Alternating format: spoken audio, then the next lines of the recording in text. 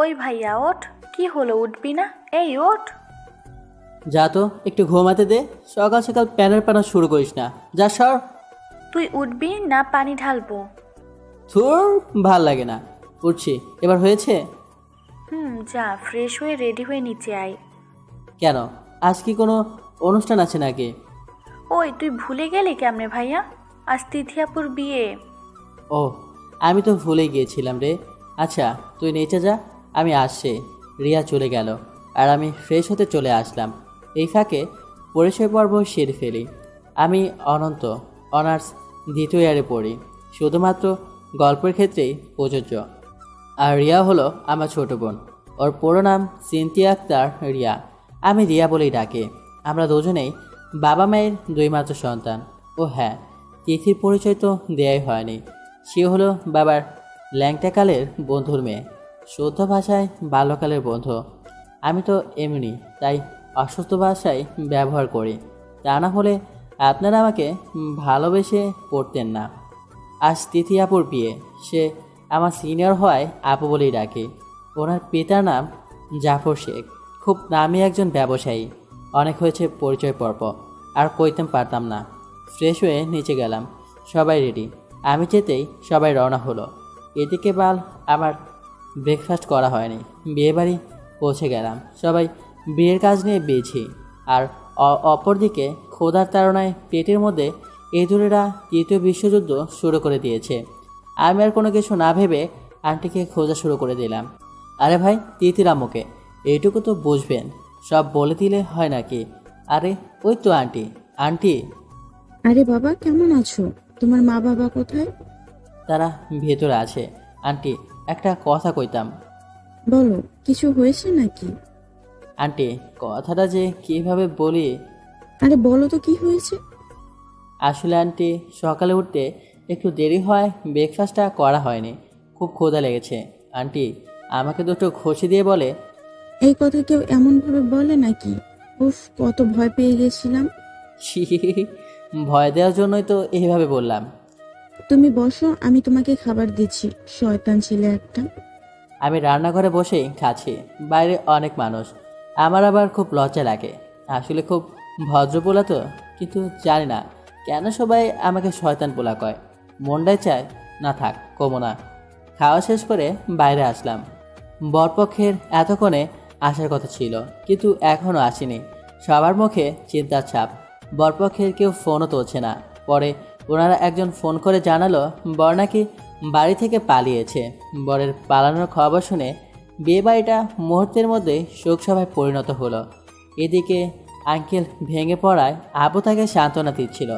আর এটা দেখে আমার মনে ভাজলো ভয়। আসলে অনেক গল্পে পড়েছি, বন্ধুর মেয়ে বিয়ে ভেঙে গেলে বাবারা নিজের ছেলেকে বলে পাঠা বানিয়ে বন্ধুর মেয়ের সাথে বিয়ে দিয়ে দেয়। আমি তো আস্তে আস্তে পালানোর চেষ্টা করছি। বাড়ি থেকে বেরোনোর জন্য গেট পর্যন্ত যাওয়ার আগেই ভাইয়া, আব্বু তোকে ডাকছে। রিয়া, বোন আমার, আব্বুকে যেয়ে বল ওর এক বন্ধু অসুস্থ হওয়ায় ভাইয়া সেখানে গেছে, প্লিজ। না, আমি পারবো, কারণ আব্বু এখন তোকে ডাকছে। জোর করেই নিয়ে গেল। বাবা, তোর জাফর আঙ্কেলের একমাত্র মেয়ে। একবার বিয়ে ভেঙে গেলে সে অনেক কষ্ট পাবে, তাই আমি কথা দিয়ে ফেলেছি, এ বিয়ে এখন তুই করবে। জানতাম আমার উপর এখন ঠাড়া পড়ব, কিন্তু বাবা, আমি তো এখনো লেখাপড়া করি। আর তাছাড়া বিয়ে করে বউকে খাওয়াবো কি? তুই লেখাপড়া করছিস তো কি হয়েছে? আর তোকে কি খাওয়াতে বলছি? আমার কি কোনোটাই কম আছে? আমি কিচ্ছু জানি না। ব্যাস, তুই এখন এই বিয়েটা করছস। আমি আবার আব্বুকে খুব ভয় পাই। আমি একাই নাকি? আপনারাও তো পান। আর কি করার, বলি হওয়ার জন্য নিজেকে প্রস্তুত করে নিলাম। আপনাদের প্রশ্ন থাকতে পারে, বিয়ে তো ভাই খুশির কথা, আপনি এত দুঃখী কেন? তাই তো, আপনারা তো আর তিথিকে চেনেন না। আজ তো একটা পেত্তি বজ্রাগে, তার উপর আবার আমার 2 বছরের সিনিয়র। আমি বিয়ের পর ওকে কোনো কাজের অর্ডারও করতে পারবো না। আল্লাহ, আমি শেষ। আর কি করার, যা কপালে এখন ছেঁড়া কাঁথা নিছি বগলে। যাই, বিয়েটা কইরেই ফেলাই। বিয়ে হয়ে গেল। বিয়ে শেষে আঙ্কেল, অফ সরি, আমার শ্বশুর ফাদার আমাকে, বাবা, তুমি আজ আমার সম্মান বাঁচালে, তোমাকে কি বলে যে ধন্যবাদ দিব। আপনার সম্মান তো বেঁচে গেল। এখন আমায় বাঁচাবে কে এই ডাইনির হাত থেকে? ধন্যবাদ দেওয়ার দরকার নাই, এই পেতনিটাকে আপনার কাছে রাইখা দেন। মনে মনে বললাম, আরে না না না, কি যে বলেন না আঙ্কেল। না আঙ্কেল না, বাবা বলবা, বাবা। জি বাবা। বাবা, আমার মেয়েটাকে তোমার হাতে তুলে দিলাম। খুব আদরের মেয়ে আমার, ওর খেয়াল রেখো, কখনো কষ্ট দিও না। আমার হাত ধরে কেঁদে কেঁদে বলল, মেয়েরে তোমার হাতে তুইলা দিছি, আমি বলছিলাম নাকি এই পেতনিরে আমার ঘরে ঠুলাইতে? আমি ওরে কি কষ্ট দেমো, ওই তো আমারে শেষ করে ফেলবে। মনে মনে বললাম, বাবা আপনি কিছু চিন্তা করবেন না, আজ থেকে আপনার মেয়ের সব দায়িত্ব আমার। ধন্যবাদ বাবা। এরপর শুরু হলো ভাঙা রেডিও পর্ব। আরে ভাই, এত কাদার কি আছে? মেয়েকে বিদেশে তো আর নিয়ে যাচ্ছি না।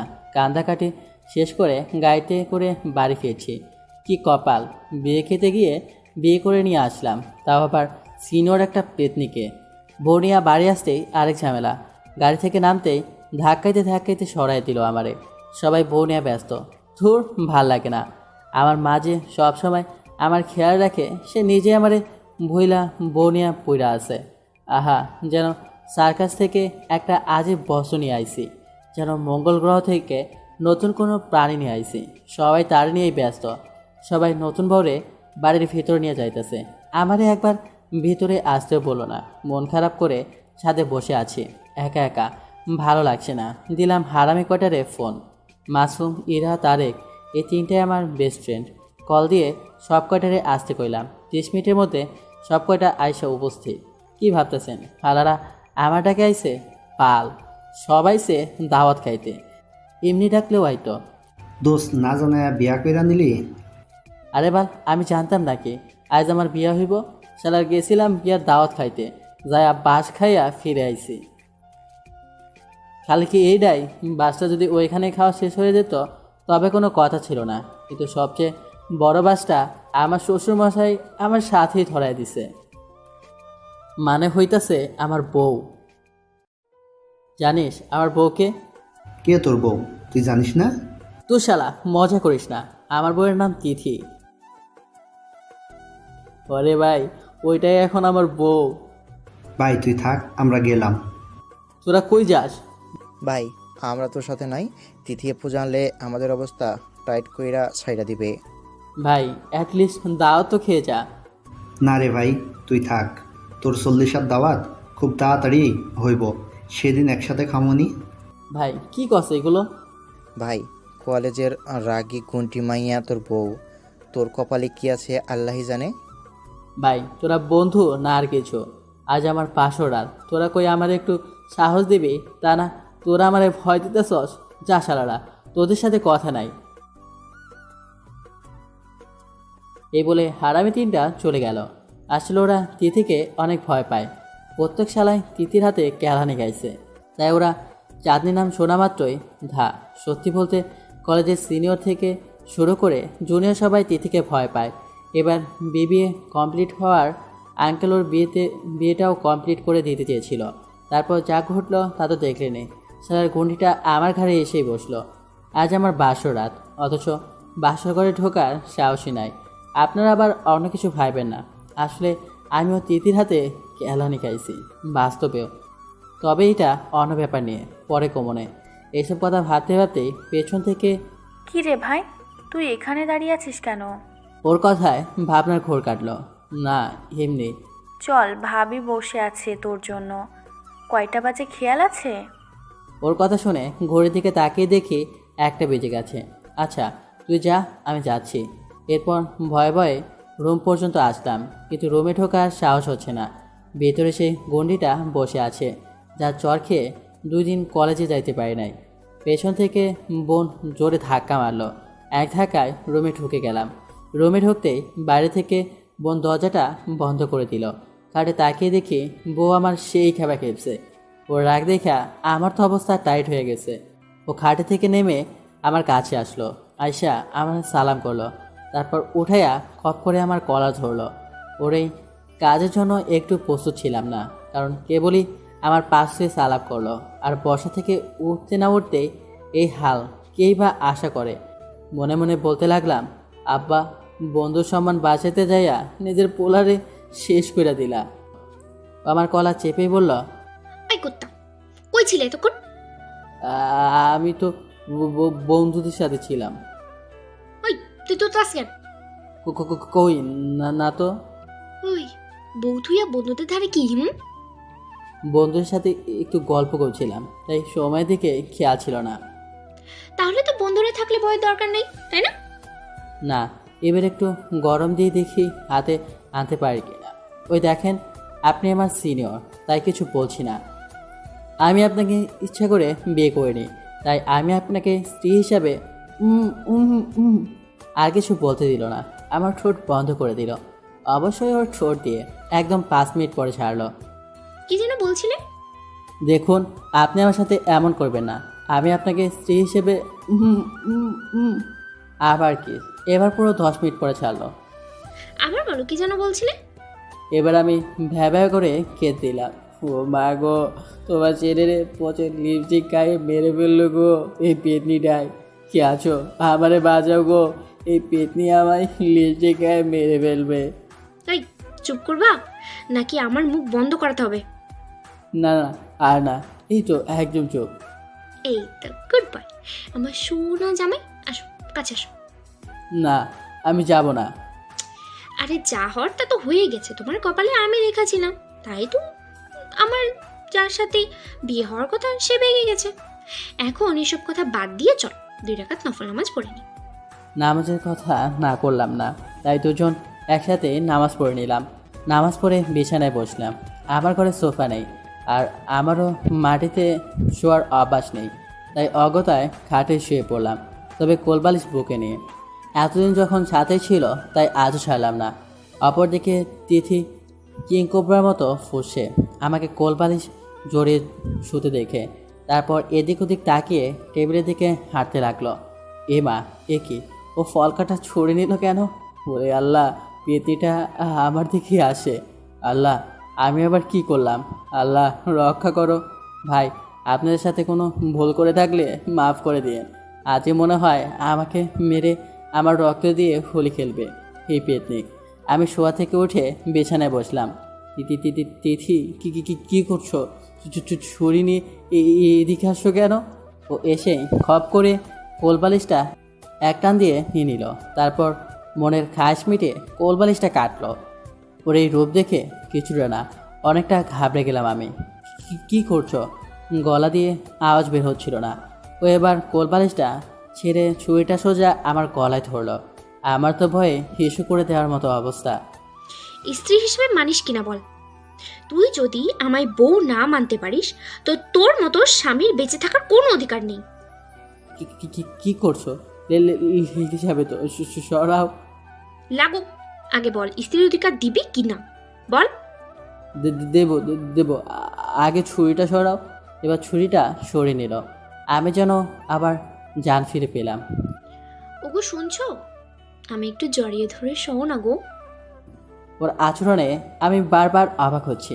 কি মেয়ে মায়েরি, একটু আগেই তো আমায় মেরেই দিচ্ছিল, আর এখন বাংলা ছবির শাবানার মতো ওকে শুনছো? হ্যাঁ আল্লাহ, কি জিনিস বানিয়েছ। আচ্ছা বানিয়েছ ঠিক আছে, কিন্তু আমার কপালে কেন পাঠিয়েছ? কি হলো, একটু আদর করো না, আমার না খুব আদর আদর পাচ্ছে। আমি কিছু করতে পারবো না, আমি এখনো বাচ্চা। বাচ্চা, কিচ্ছু বোঝো না তাই না? আচ্ছা ঠিক আছে, আমার কাছে আসো, আমি শিখিয়ে দিচ্ছি। দেখলেন কি ফাজিল মেরে বাবা? ওই দেখো, জোর করে তুমি আমার দেহ পাবে, কিন্তু মন পাবে না। এই কেন বন্ধ কর, আগে তার দেহটা তো নিয়ে নেই, তারপরে দেখ তোর মন কই যায়। তারপর কি হলো কিছু কমো না। কিছুক্ষণ পরে আবার কাঁদা শুরু করে দিলাম। আল্লাহ গো, এই মেয়ে আমার সব নিয়ে নিল। আমি এখন সহজে মুখ দেখাবুকি করে এখন আর কেই বা বিয়ে করবে আমাকে? আমার সব শেষ হয়ে গেল। এই চুপ কর, আবার বিয়ে করার শখ আছে নাকি? তাহলে আসো একবার হয়ে যা। পাঠক ভাইয়েরা, আপনারা আমাকে ছেড়ে যাবেন না, এই পেতনির হাত থেকে বাঁচান আমায়। ভাই দেখলেনি তো কি পেতনি, গলায় ছুরি ধরে আমার সব নিয়ে নিল। কি আর করবো, আদর না করলে জান শেষ, তাই বুকে জড়িয়ে রেখে ঘুমিয়ে পড়লাম। পাঠকেরা, ওরা দুজন ঘুমাক, আপনারা আমার কাছে আসেন, আমি সব খুলে বলছি ওদের ব্যাপারে। অনন্ত কলেজের নাম্বার 1 ফাজিল, আর তিথি বলতে গেলে কলেজের লিডার ছিল, কিন্তু এখন তো আর তিথি নাই, তাই অনন্তই কলেজের দায়িত্ব নিয়ে নিছে। অনন্ত ফাজিল, তবে অসভ্য নয়, জাস্ট সবার সাথে একটু মজা করে আর কি। যাক, সে কথা। আপনারা তো দেখলেনই অনন্ত তিথিকে কতটা ভয় পায়। এরও একটা সুনির্দিষ্ট কারণ আছে। জানতে চাইলে চলুন ঘুরে আসি 2 বছর আগের একটা ঘটনা থেকে। অনন্ত নতুন অনার্সে ভর্তি হয় নতুন কলেজে। কলেজের প্রথম দিন একটু ভাবসাব জমিয়ে গেলাম কলেজে, আবার ক্যারেক্টারে ঢুকে গেলাম। কলেজ গেট দিয়ে ঢুকতেই, ছোট ভাই এদিকে আসো তো। জি ভাইয়া। প্রথম দিন তাই একটু ভদ্রতা দেখালাম। ভাইয়া তুমি কি নতুন? জি ভাইয়া। ও, আমরা তোমার বড় ভাইয়ের অর্থাৎ সিনিয়র। আচ্ছা ভাই, বড় ভাইয়ের একটা হেল্প করবি? জি ভাইয়া, বলুন কি করতে হবে? এই বক্সটা নিয়ে ওই হোয়াইট ড্রেস পরা মেয়েটারে দিয়ে আসতে পারবি? কেন ভাইয়া, আপনি দিলেই তো পারেন। না রে ভাই, আমরা দিলে নিবে না। জানা তুই দিয়ে আই। বুঝতে পারলাম, বাস দেওয়ার প্রচেষ্টা। আরে ভাই, সারা জীবন অন্যরে বাস দিছি, আর আজ একটু ভালো ব্যবহার করার কারণে এই শালা আমারে পাইয়া বসছে। যাই হোক, আজ বেয়াদবি করা যাবে না, আম্মুকে কথা দিছি। তাই চুপচাপ বক্সটা নিয়ে ওই মেয়েটার দিকে হাঁটতে লাগলাম। কাছে যেতেই, এই চাপো শুনছেন বলতেই আমার দিকে ঘুরে তাকালো। কি জিনিস মারি, মানুষ যেন পরিরূপকেও হার মানিয়েছে। জি, কিছু বলবি? ওর কথায় ঘোর কাটলো। আসলে আপু, আমি আজ কলেজে নতুন, তাই ক্লাস চিনি না, একটু বলবেন প্লিজ? অনার্স ফার্স্ট ইয়ারের ক্লাসরুমটা কোন দিকে? 2 তলার 38 নম্বর রুম। আমি বুঝতে পারলাম তিথিও আমায় ভালো ছেলে ভেবেছে, কারণ ওর কথা বলার রিয়াকশন পাল্টেছে। এই সুযোগ কাজে লাগালাম। আপু, ওই ভাইগুলো আপনাকে না এই বক্সটা দিতে বলেছে, বলে বক্সটা ওর হাতে ধরিয়ে দিলাম। আসলে আপু, রাগ করবেন না, কেউ আমায় কোনো দায়িত্ব দিলে তা না শেষ করা পর্যন্ত মনে শান্তি আসে না। আচ্ছা, আমি চলি, ধন্যবাদ আপু। কিছু দূরে এসে দেখতে লাগলাম ওরা কি দিল মেয়েটাকে। দিদি বক্সটা খোলা মাত্রই চিৎকার দিয়ে বাক্সটা হাত থেকে ফেলে দিল। আসলে বক্সের মধ্যে তেলাপোকা ছিল। তারপর ও যা করলো তা আমার কল্পনা থেকেও একটু বেশি। দেখলাম একাই ওখানে তিথি ওই ছেলেগুলোকে মারতে লাগলো। আমি কোনো মতে প্রথম ক্লাসটা করেই বাড়ি। পরের দিন কলেজে গেলাম, তবে এবার আর ভদ্রতা নেই, কারণ আজ কাউকে কথা দিইনি। আই পোলা, এদিকে আয়। হ্যাঁ বলুন। কাল তুই আমার কি দিয়েছিলি? সরি, আপনি কে? না চেনার ভান করে বললাম। আমি তোর জম, চিনোস না আমারে? দেখতে তো পরীর মতো, কিন্তু ব্যবহার আস্ত একটা পেতনির মতো। কি করলি? আমি পেতনি?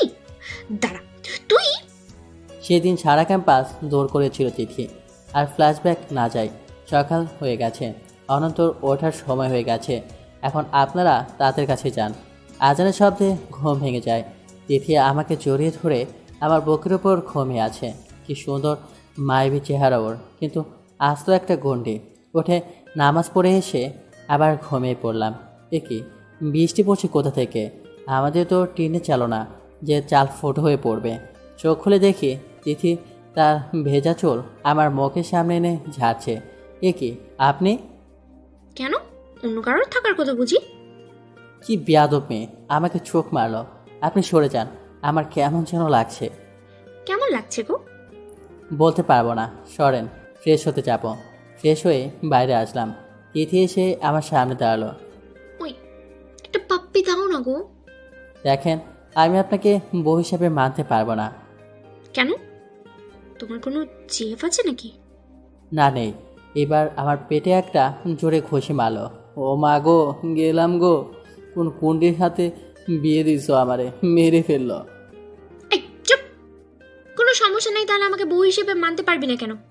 জানিস, স্বামীকে ভালোবাসবো বলে কারোর সাথে প্রেম করিনি। কলেজে তোকে আমার ভালো লাগতো, তাও তোর কাছে ঘেঁষার চেষ্টা করিনি, কারণ আমার স্বপ্ন, আমার ভালোবাসা শুধুই আমার স্বামীর জন্য। আর তুই আমার স্বপ্নে পানি ঢেলে দিতে যাচ্ছিস। আপনার মতো গন্ডিকে আমি কিভাবে বই হিসাবে মেনে নেব? হ্যাঁ, আর এই আপনার ভালোবাসা, ও মা গো, কি ব্যথা। এই, আপনি করছিস কেন? তুমি করে বলো, বুঝছো বাবু? খালি মারবেন, আবার তুমি করেও বলতে বলবেন। আমি পারবো না। ওরে বাবা রে, আমার স্বামী তো লাগ বলেছে। আচ্ছা আচ্ছা করে দিই। লাগবে না আপনার আদর, দিল আরেকটা খুশি। এবার সত্যি সত্যি কেঁদে দিলাম। এই বাচ্চাদের মতো কাঁদবি না, তোকে আপনি করে বলতে নিষেধ করেছি না? আমি যা বলবো তাই করবি, না করলে যা বলবেন, সরি, যা বলবা তাই করব। এই তো গুড বাই। আসো কাছে আসো, আমার বাবুটা অনেক ব্যথা পেয়েছে তাই না? আসো একটু আদর করে দিই। পাঠক ভাই বোনেরা দেখলেন কি মাইয়া, সকালবেলা কালে পেটে মার খেতে হলো, আবার এখন আদর করতে আসে। যাক, আদর তো করবে। এখন আপনারা চলে যান, আমি একটু আদর খেয়ে নিই। সকালটা কেটে গেল দুষ্টামি দিয়ে। তিথি আমার সিনিয়র হয়েও যদি আমাকে স্বামী হিসেবে মানতে পারে তবে আমার সমস্যা কোথায়? আসল কথা, আমি নিজেও তিথিকে পছন্দ করতাম।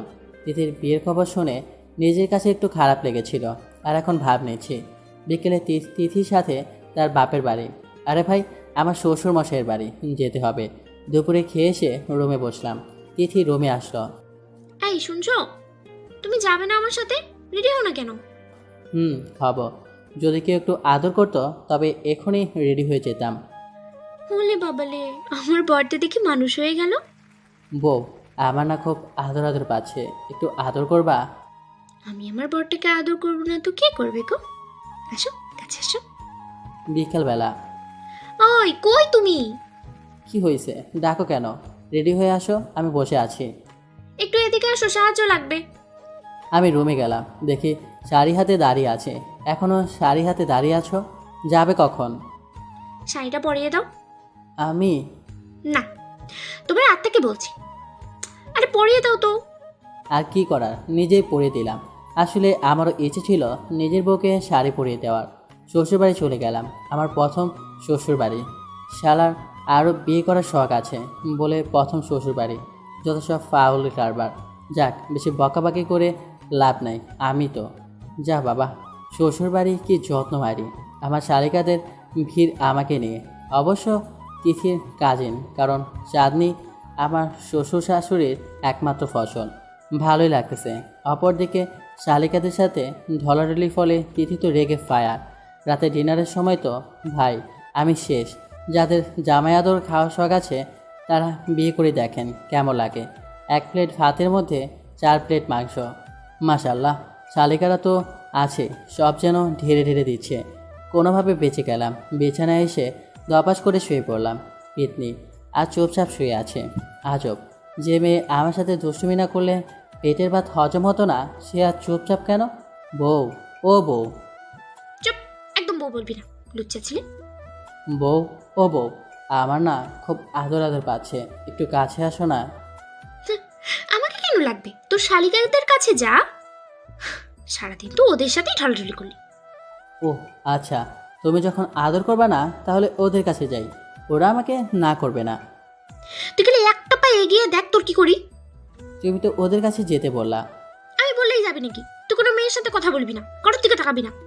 আমি অন্যদিকে ঘুরে শুলাম। কি হলো? ওইদিকে ঘুরে শুলি কেন? চুপ করে আছি। কি হলো, কথা বলছিস না কেন? সরি, আমি কোনো মেয়ের সাথে কথা বলবো না, কোনো মেয়ের দিকে তাকাবো না। আমার বউ না করেছে, দিল পেটে একটা খুশি। ও মা গো, কি জোরে মারলো গো পেতনিটায়। চুপ! তোরে আমার দিকে তাকাতে না করছি, নাকি আমার সাথে কথা বলতে না করছি, নাকি বলছি অন্য কোনো মেয়ের সাথে মিশবি না? তোর যত আদর লাগে আমি করব, বুঝলি? কি আদর করো তা তো দেখতেই পাচ্ছি। ও মা গো। বেশি ব্যথা পেয়েছো? আসলে সরি, একটু বেশি রেখে গিয়েছিলাম। কাছে আসো, ব্যথা ঠিক করে দিচ্ছি। এভাবেই চলছে এদের নতুন জীবন। বিয়ের 1 মাস হয়ে গেছে, দুজন দুজনকে খুব ভালোবাসে। তিথির পড়ালেখা শেষ হয়ে যাওয়ায় সে তার বাবার এবং শ্বশুরের উভয়ের ব্যবসা দেখাশোনা করে, আর অনন্ত আবার কলেজে ক্লাসে মনোযোগ দেয়। এখন দুজন দুজনকে বেশি সময় দিতে পারে না ঠিকই, কিন্তু রাতে তিথির ঘুম আসে না অনন্তর বুক ছাড়া, আর অনন্তরও একই অবস্থা। এভাবেই দেখতে দেখতে কাটছে তাদের দিন, আর ভালোবাসাও যেন চক্রবৃদ্ধির হারে বাড়ছে। তিথি সবসময় অনন্তকে নিয়ে টেনশনে থাকে, কারণ এখন সে আর তাকে সময় দিতে পারে না, আর অনন্তও নিজের পড়ালেখা নিয়েই বিজি। একদিন কলেজ থেকে বাড়ি ফিরছিল অনন্ত, এমন সময় এই অনন্ত দাঁড়া। ও, আপনাদের বলাই হলো না, নীলা আবদুল্লার একমাত্র মেয়ে বন্ধু আর সুমনের জিএফ। নীলা যে, কেমন আছিস? আরে রাখ আমার কথা, বিয়ের পর তো ফ্রেন্ডের একদমই ভুলে গেছিস। আরে কি যে বলিস না, ফ্রেন্ডদের আবার ভোলা যায় নাকি? জানিস না, ফ্রেন্ড ছাড়া লাইফ ইম্পসিবল। তাই তো, তোর কাছে এরম একটা সাহায্য করবি? আরে এমন করে বলছিস কেন? কি করতে হবে তাই বল। চল হাঁটতে হাঁটতে বলি। এমন সময় গাড়িতে করে বাড়ি ফিরছিল তিথি। রাস্তায় অনন্তর সাথে একটা মেয়ের কথা বলার দৃশ্যটাও চোখ এড়ালো না ওর। তিথি কিছু না ভেবে বাড়ি চলে গেল, কারণ ওর অনন্তর ওপর অগাধ বিশ্বাস আছে। দুপুর গড়িয়ে বিকাল হয়ে গেল, অনন্ত এখনও বাড়ি ফেরেনি। আর অপরদিকে তিথির মনে এখন নানান প্রশ্নের সৃষ্টি হচ্ছে। সন্ধ্যায় বাড়ি আসে অনন্ত। কোথায় ছিলে এতক্ষণ? এক ফ্রেন্ডের সাথে ছিলাম। তুমি কখন আসলে? এই তো দুপুরে। যাও ফ্রেশ হয়ে এসো, আমি খাবার দিচ্ছি। ফ্রেশ হয়ে খাবার খেয়ে ঘুমিয়ে পড়ে দুজনে। আসলে খুব টায়ার্ড ছিল তো। মাঝরাতে ঘুম ভেঙে যায় তিথির। পাশে তাকাতেই দেখে অনন্ত পাশে নেই। তিথি উঠে অনন্তকে খুঁজতে লাগে। হঠাৎ ব্যালকনিতে কথা বলার আওয়াজ শুনতে পায়। পেছন থেকে দেখে অনন্ত কার সাথে যেন ফোনে কথা বলছে। কথাগুলো ছিল এমন: আর নীলা, তুই এত চিন্তা করিস না তো, সব ঠিক হয়ে যাবে। ওপাশ থেকে কি বলল তা শুনতে পায়নি তিথি। শোন, কাল সময় মতো কাজে অফিসে চলে আসিস। আর কোনো চিন্তা করিস না, সব ঠিক হয়ে যাবে। অনেক রাত হয়েছে, এখন ঘুমা, ফোন রাখি, বাই। এরই মধ্যে তিথি গিয়ে বিছানায় শুয়ে পড়েছে। অনন্ত রুমে ঢুকে দেখলো তিথি ঘুমাচ্ছে। অনন্ত তিথির কপালে ছোট্ট করে একটি চুমু খেয়ে ঘুমিয়ে পড়ল।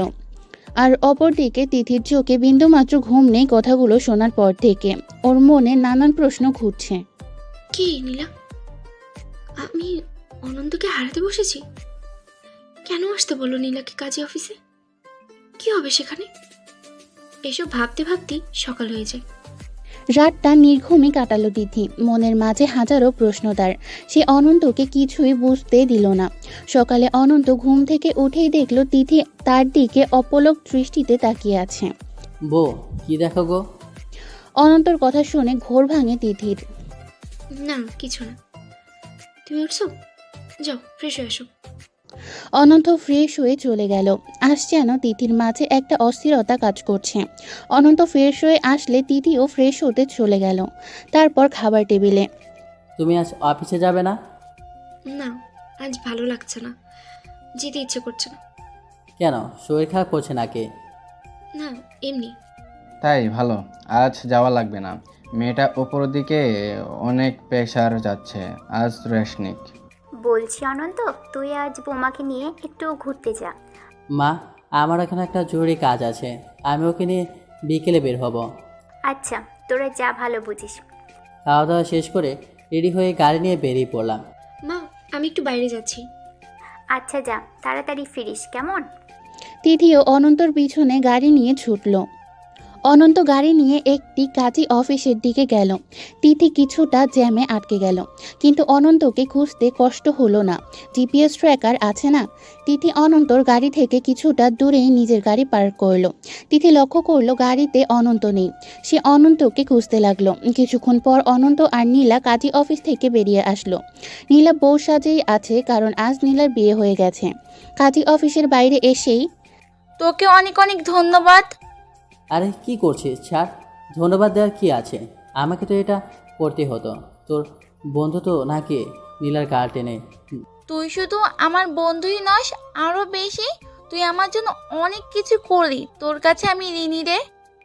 আরে ছাড়ো তো, নতুন বউ, এখন বাড়ি যা, পরে কথা হবে। এরপর অনন্ত নীলাকে একটা রিক্সা ডেকে দিল। নীলাকে রিক্সায় উঠিয়ে দিয়ে নিজে গাড়ির দিকে আসতে গিয়ে কিছুটা অবাক হয়ে গেল। তিথি এখানে কেন? ও তিথির কাছে যেতেই তিথি অনন্তকে রেখে নিজের গাড়িতে করে বাড়ির দিকে রওনা দেয়। অনন্ত বুঝতে পারে কোথাও একটা ভুল বোঝাবুঝি হচ্ছে, তাই সে ও গাড়ি নিয়ে রওনা হয়। জ্যামের কারণে তার বাড়ির পৌঁছাতে দেরি হয়। অপরদিকে তিথি বাড়ি এসে সবার সামনে কাঁদতে থাকে। অনন্তর মা অর্থাৎ তিথির শাশুড়ি বলে, কি হয়েছে মা, কাঁদছিস কেন? কিন্তু শুধু কেঁদে যাচ্ছে। কি হলো বল, কি হয়েছে? মা, আপনার ছেলে আরেকটা বিয়ে করেছে। কথাটা শুনতে যেন মা আকাশ থেকে পড়লো। কি বলছিস সেগুলো? তোর মাথা ঠিক আছে? হ্যাঁ মা, আমি নিজের চোখেই দেখে আসলাম। তখনই কলিং বেল বেজে উঠলো। তিথি এসে দরজা খুলে দিল। আমাকে দেখে সাথে সাথেই বলতে শুরু করলো, কি কমতি ছিল আমার ভালোবাসায়? হ্যাঁ, হয়তো সময় দিতে পারিনি, একবার বলে তো দেখতি। সব ছেড়ে দিতাম তোর জন্য, কেন তুই আমায় ঠকালি? দেখো, তুমি যা দেখেছো সবই সত্যি, কিন্তু যা ভাবছো তার 1% সত্যি না। নীলা জাস্ট আমার ফ্রেন্ড, আর কিছুই নয়। আর আজ ওর সাথে সুমনের বিয়ে হলো। ওরা সুমনের সম্পর্ক বাড়ির কেউ মেনে নিচ্ছিল না, তাই ও আমার কাছে সাহায্য চায়। আমি তোমায় কিছুই বলিনি, এই জন্য সরি। কিন্তু নীলার সাথে আমার সম্পর্ক একটাই, ও আমার বোনের মতো। ছি, লজ্জা করে না? বিয়ে করে এখন বলছিস বোনের মতো? আমি তোকে ওর সঙ্গে ঢলঢলি করতে দেখেছি। আরে বিশ্বাস করো, আর সুমনের সাথে নীলার বিয়ে হয়েছে। তুমি চাইলে সুমনের কাছ থেকে জানতে পারো। সুমনের বিয়ে হয়েছে তাই না? তা কই, সুমনকে তো দেখলাম না কাজী অফিসে। আর হ্যাঁ, সুমন তো তোর ফ্রেন্ড, সো ও তো তোর ফেভারই কথা বলবে। দেখো, সুমন, মাসুদ, তারেক অফিসের কাজের সাথে কথা বলছিল, আর আমি জাস্ট নীলাকে একটু এগিয়ে দিতে এসেছিলাম। হ্যাঁ, এগিয়ে এগিয়ে দিতে এসেছো বলেই তো ও তোমাকে ধন্যবাদ স্বরূপ বধূ সাজে জড়িয়ে ধরলো। তিথি, দেখো, তোমার অনেক বড় একটা ভুল হচ্ছে। আচ্ছা, এখন আমায় ভেতরে যেতে দাও, কাল তোমাদের সবটা বুঝিয়ে দেব। লজ্জা করে না তোর? একটা বউ থাকতে আবার বিয়ে করিস, আবার বুক টান করে কথা বলিস। মা, তুমিও আমায় অবিশ্বাস করছো? আমাকে আজকের মতো সময়টা দাও, কাল আমি তোমাদের সব বুঝিয়ে দেব। আমার ঘরে তোর কোনো জায়গা নেই, বের হ ঘর থেকে। নিজেকে নির্দোষ প্রমাণ করতে পারলে আমার বাড়ি আসবি, না হলে আমাকে তোর এই মুখ আর দেখাবি না। মা এই কথাটা বলেই মুখের ওপর ঠাস করে দরজাটা বন্ধ করে দিল। আমি মন খারাপ করে রাস্তা দিয়ে হাঁটছি। আসলে সবই আমার ভুল। আমার আগেই তিথিকে এ ব্যাপারে জানানো উচিত ছিল। আর তিথি বা কেমন, নিজের ভালোবাসার ওপর এইটুকু বিশ্বাস নেই, এর জন্য ওকে শাস্তি পেতেই হবে। আসলে সুমন আর নীলা সম্পর্ক বাড়ির কেউ মেনে না নিয়ে নীলাকে জোর করে অন্য জায়গায় বিয়ে দিয়ে দিচ্ছিল। তাই তো সেদিন নীলা আমায় ডেকে একটু সাহায্য চেয়েছিল, আর দুজনই তো আমার ফ্রেন্ড, তাই না করিনি। কিন্তু দেখেন, ওদেরকে পাল্টে দিয়ে আমার কি অবস্থা হলো। এখন রাস্তায় ঘুরছি, সুমনকে ফোন দিলাম। হ্যালো সুমন। দোস্ত, তোরে যে কি কমু, তাই আমার রক্তের ভাই লাগছে ভাই। হয়েছে, তোর তেল মারা লাগবো না। শোন, তোদের সমস্যা ক্লিয়ার করতে গিয়ে আমার জীবনের সমস্যা ক্রিয়েট হয়ে গেছে। কি বলিস? কেমনে? সব ঘটনা খুলে বললাম। সরি দোস্ত, অজান্তেই তোর সমস্যার কারণ হলাম। বেশি ঢং করলে মাজায় এমন লাথি মারবো না, এক লাথিতে একটা কিডনি নষ্ট হয়ে যাবে। এইটা আবার কেমন লাথি? ফাজলামো বাদ দিয়ে শোন, কাল সকাল 7টায় আমার বাড়ি চলে আসিস নীলাকে নিয়ে। ওকে মাম্মা, তুই এখন কই? আমি এখন রাস্তায়। রাস্তায় কেন? আয় আমাদের এখানে আয়। আরে আজ সুযোগ পাইছি 5 স্টার হোটেলে গিয়ে নিজের খাতিরদারি করানোর। আমি যাই সেখানে, কাল সময় মতো চলে আসিস। বাই। আচ্ছা বাই, নিজের খেয়াল রাখিস। শালা, বন্ধু বন্ধুর মতোই থাক, বউ হইতে আসিস না। বাই। ফোন কেটে দিয়ে রাস্তা দিয়ে আনমনে হাঁটছি। অনেক রাত হয়ে গেছে, খেয়াল করিনি। হঠাৎ করে কি একজন মাথায় আঘাত করলো। আমি মাটিতে লুটিয়ে পড়লাম। শরীরে বল যেন শেষ হয়ে গেল। কিছুই বলতে পারছিলাম না, শুধুই শুনছিলাম। শালাকে দেখে বেশ বড়লোক মনে হয়। তাহলে তো বেশ মালের ব্যবস্থা হয়ে গেল আজ। হ্যাঁ রে, দেখ কি কি আছে শালার কাছে, নিয়ে চল, কেটে পড়ি লোকজন আসার আগেই। তারপর ওরা আমার ফোন আর মানি ব্যাগ আর যা কিছু ছিল সব নিয়ে গেল। মাথায় বেশ জোরে আঘাত করেছে, খুব রক্ত পড়ছে, সাথে খুব ব্যথাও করছে। অনেকক্ষণ হয়ে গেল, কেউ আসে না এই রাস্তায়। আমাকে নিজেই কিছু করতে হবে। অনেক কষ্টে উঠে দাঁড়িয়ে হাঁটতে লাগলাম। অচেতন অবস্থায় হাঁটার পরে খেয়ালই করিনি কোন রাস্তার মধ্যে চলে এসেছি। হঠাৎ করে একটা গাড়ির সাথে পছন্দ ধরে ধাক্কা খেলাম। চোখের সামনে সব কিছু যেন মুহূর্তের মধ্যে অন্ধকার হয়ে গেল। এদিকে আমাকে তাড়িয়ে দিয়ে মা ও তিথি দুজনেই চিন্তাগ্রস্ত হয়ে পড়ল। মা, আমার মনে হয় ওকে তাড়িয়ে দেওয়া উচিত হয়নি। হ্যাঁ রে মা, রাগের মাথায় কি বলে ফেললাম ছেলেটাকে। এই রাতে ও কোথায় থাকবে? চিন্তা করেন না মা, আমি এক্ষুনি ওকে ফোন দিয়ে বাড়ি আসতে বলছি। তিথি ফোন দিল আমার ফোনে, বাট ফোন বন্ধ। ছিনতাইকারীরা কি আর ফোন খোলা রাখে? ফোন তো ওদের কাছে। মা, ফোন বন্ধ আসছে। তুই চিন্তা করিস না, ওর রাগ নেই, দেখিস সকালেই চলে আসবে। তিথি আর কিছু বলল না। রাতে ঘুম হলো না ওর। দুটো চিন্তা ওর মাথায় ঘুরছে। ও কেন আমাকে ঠকাবে? ও তো আমায় খুব ভালোবাসে, আর আমি কেনই বা ওকে অবিশ্বাস করলাম। ও তো অনেক করে বললো আমায় ঠকায়নি। এসব চিন্তায় রাত ফুরিয়ে যায় তিথির। সকালে নামাজ আদায় করে, তারপর বসে থাকে আমার ফেরার পথে। সকাল 7টা বাজতেই কলিং বেল বেজে ওঠে। তিথি দৌড়ে চলে যায় দরজা খুলতে। সে ভাবে হয়তো আমি ফিরে এসেছি। দরজা খুলেই তিথি দেখতে পায় নীলা আর সুমন দাঁড়িয়ে আছে। তিথি আশেপাশে খুঁজতে লাগে আমাকে, কিন্তু আমি নেই। আপু, আমরা কি ভিতরে আসতে পারি? তিথি সুমনকে আগে থেকেই চিনত। হ্যাঁ, ভিতরে আসো। কে এলো রে মা? আরে সুমন বাবা যে, কি খবর তোমার? জি আন্টি, ভালো। আন্টি, ও হচ্ছে নীলা, আমার বউ। নীলা তোমার বউ? হ্যাঁ, কালই আমাদের বিয়ে হলো, আর অন্তত আমাকে সব বলেছে। ভাবি, আপনি কেমন বলুন তো? অনন্ত আপনাকে এত ভালোবাসে, ওর উপর এটুকুও বিশ্বাস নেই আপনার? আসলে আমার ভুল হয়েছে। আমি নীলাকে বেশ অনেকবার দেখেছি ওর সাথে, আর রাতে যখন ও নীলার সাথে কথা বলছিল তখনই আমি ওকে ভুল বুঝতে শুরু করি। তারপর যখন কাজী অফিসের সামনে নীলা অনন্তকে জড়িয়ে ধরলো, তখন আমি যেন সবকিছুই ভুলে গিয়েছিলাম, হারিয়ে ফেলেছিলাম বিবেক। দেখুন আপু, অনন্ত শুধু আমার বন্ধু নয়, ও আমার ভাই। ও আমাকে নিজের বোনের মতো ভালোবাসে। আমার সকল বিপদে ও আমার পাশে দাঁড়ায়। ও যদি আমার স্বামী হতো তবে তা হতো আমার ভাগ্য। আর আপনি সেই মানুষটাকে পেয়েও বিশ্বাস রাখতে পারেননি। আসলে আমার ভুল হয়েছে, আমি অনেক বড় ভুল করে ফেলেছি। আমি ওর সাথে কথা বলতে চাই। ও এখন কোথায় আছে? ও এখন কোথায় আছে মানে? ওই তো আমাদের 7টা বাজে বাড়ি আসতে বলল। ও কি এখনো বাড়ি ফেরেনি? না, ও আমার উপরে রাগ করে আর বাড়িতে ফেরেনি। না ভাবি, ও রাগ করেনি। আমি ওর ছোটবেলার বন্ধু। ওর সম্পর্কে এটুকু আমি ক্লিয়ার জানি। ও কখনোই রাগ করে না। আর রাতে যখন ওর সাথে কথা হয়েছে তাতেও রাগের কোনো চিহ্ন ছিল না। তাহলে ও বাড়ি ফিরছে না কেন? সেটা তো প্রশ্ন। দাঁড়ান, আমি ফোন দিয়ে দেখছি। তারপর সুমন একের পর এক ট্রাই করছে, ফোন একই সুইচ অফ। অনন্তের ফোন কেন অফ বলছে? ও তো কখনো ফোন অফ রাখে না। ও ও আমার উপরে রাগ করে এসব করেছে, আমি জানি। আরে ভাবি, ও তো চিন্তা করেন না তো। ও কাল সারা দিন আমাদের সাথে ছিল। রাতেও বাড়ি ফেরেনি হয়তো।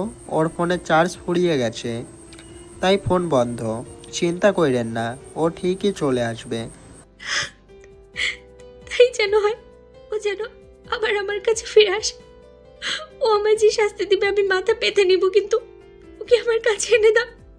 আচ্ছা, আমরা এখন আসি, দেখি ও কোথায় আছে। এরপর সুমন আর নীলা চলে যায়। তিথি সেখানে বসে কাঁদতে থাকে। একটা ফ্রি উপদেশ দিচ্ছি, আপনি যাকে ভালোবাসেন, যাকে সবসময় নিজের ভাবেন, তার উপর অগাধ বিশ্বাস রাখুন। যদি সেও আপনাকে ভালোবাসে তবে সে অন্য কারো কাছে যাবে না। আর যদি আপনার ভালোবাসার মানুষটির উপর আপনার বিশ্বাস না থাকে, যদি তাকে সন্দেহ করেন, তবে সে যদি আপনাকে সত্যিও ভালোবেসে থাকে, তবে আপনাদের সম্পর্কে ফাটল ধরবে। কারণ ভালোবাসার সম্পর্কে সবচেয়ে বড় বাঁধনটা হয় বিশ্বাসের। সেই বিশ্বাসটা যদি দুর্বল হয়, তাহলে আপনি জেনে রাখুন আপনাদের সম্পর্কটাও দুর্বল, এবং তা অতি শীঘ্রই নষ্ট হতে চলেছে। 1 দিন, 2 দিন, 3 দিন, টানা 10 দিন হয়ে যায়। অন্তরের কোনো খোঁজ নেই। অন্তরের এই অবস্থার জন্য তিথি নিজেকেই দোষী মনে করে। সে সবসময় কাঁদে, নামাজে আল্লাহর কাছে তার আপন মানুষটিকে আবার ফিরে চায়। দুপুরে হঠাৎ মাথা ঘুরে পড়ে যায় তিথি। তার শ্বশুর শাশুড়ি তাকে হসপিটালে নিয়ে যায়। কিছু টেস্ট করার পর ডাক্তার বেরিয়ে আসে কেবিন থেকে। আচ্ছা, কি হয়েছে আমার বৌমার? একটা সমস্যা হয়েছে। তবে কি ডাক্তার, কি হয়েছে আমার বৌমার? বলবো, তার আগে মিষ্টি মুখ করান। মানে আপনাদের বৌমা মা হতে চলেছে। এই কথা শুনে মা বাবা দুজনে অনেক খুশি হয়। সত্যি ডাক্তার, আপনি সত্যি বলছেন? কেন মিথ্যে বললে আপনারা টাকা দিবেন নাকি? ডাক্তার, আমরা কি বৌমার সাথে দেখা করতে পারবো? হ্যাঁ অবশ্যই, তবে আপনাদের বৌমার একটু খেয়াল রাখবেন এখন থেকে। ঠিক আছে। তারপর তারা তিথির রুমে ঢুকলো। বৌমা, আমাদের ঘরে নতুন মেহমান আসছে, তাই এখন থেকে নিজের যত্ন নিতে হবে। একদম না খেয়ে থাকা যাবে না। নিজের জন্য না হোক, তোমার সন্তানের জন্য হলেও তোমাকে স্বাভাবিক হতে হবে। আমি চেষ্টা করবো মা। আরেকদিকে ডাক্তার সাহেব, কি খবর?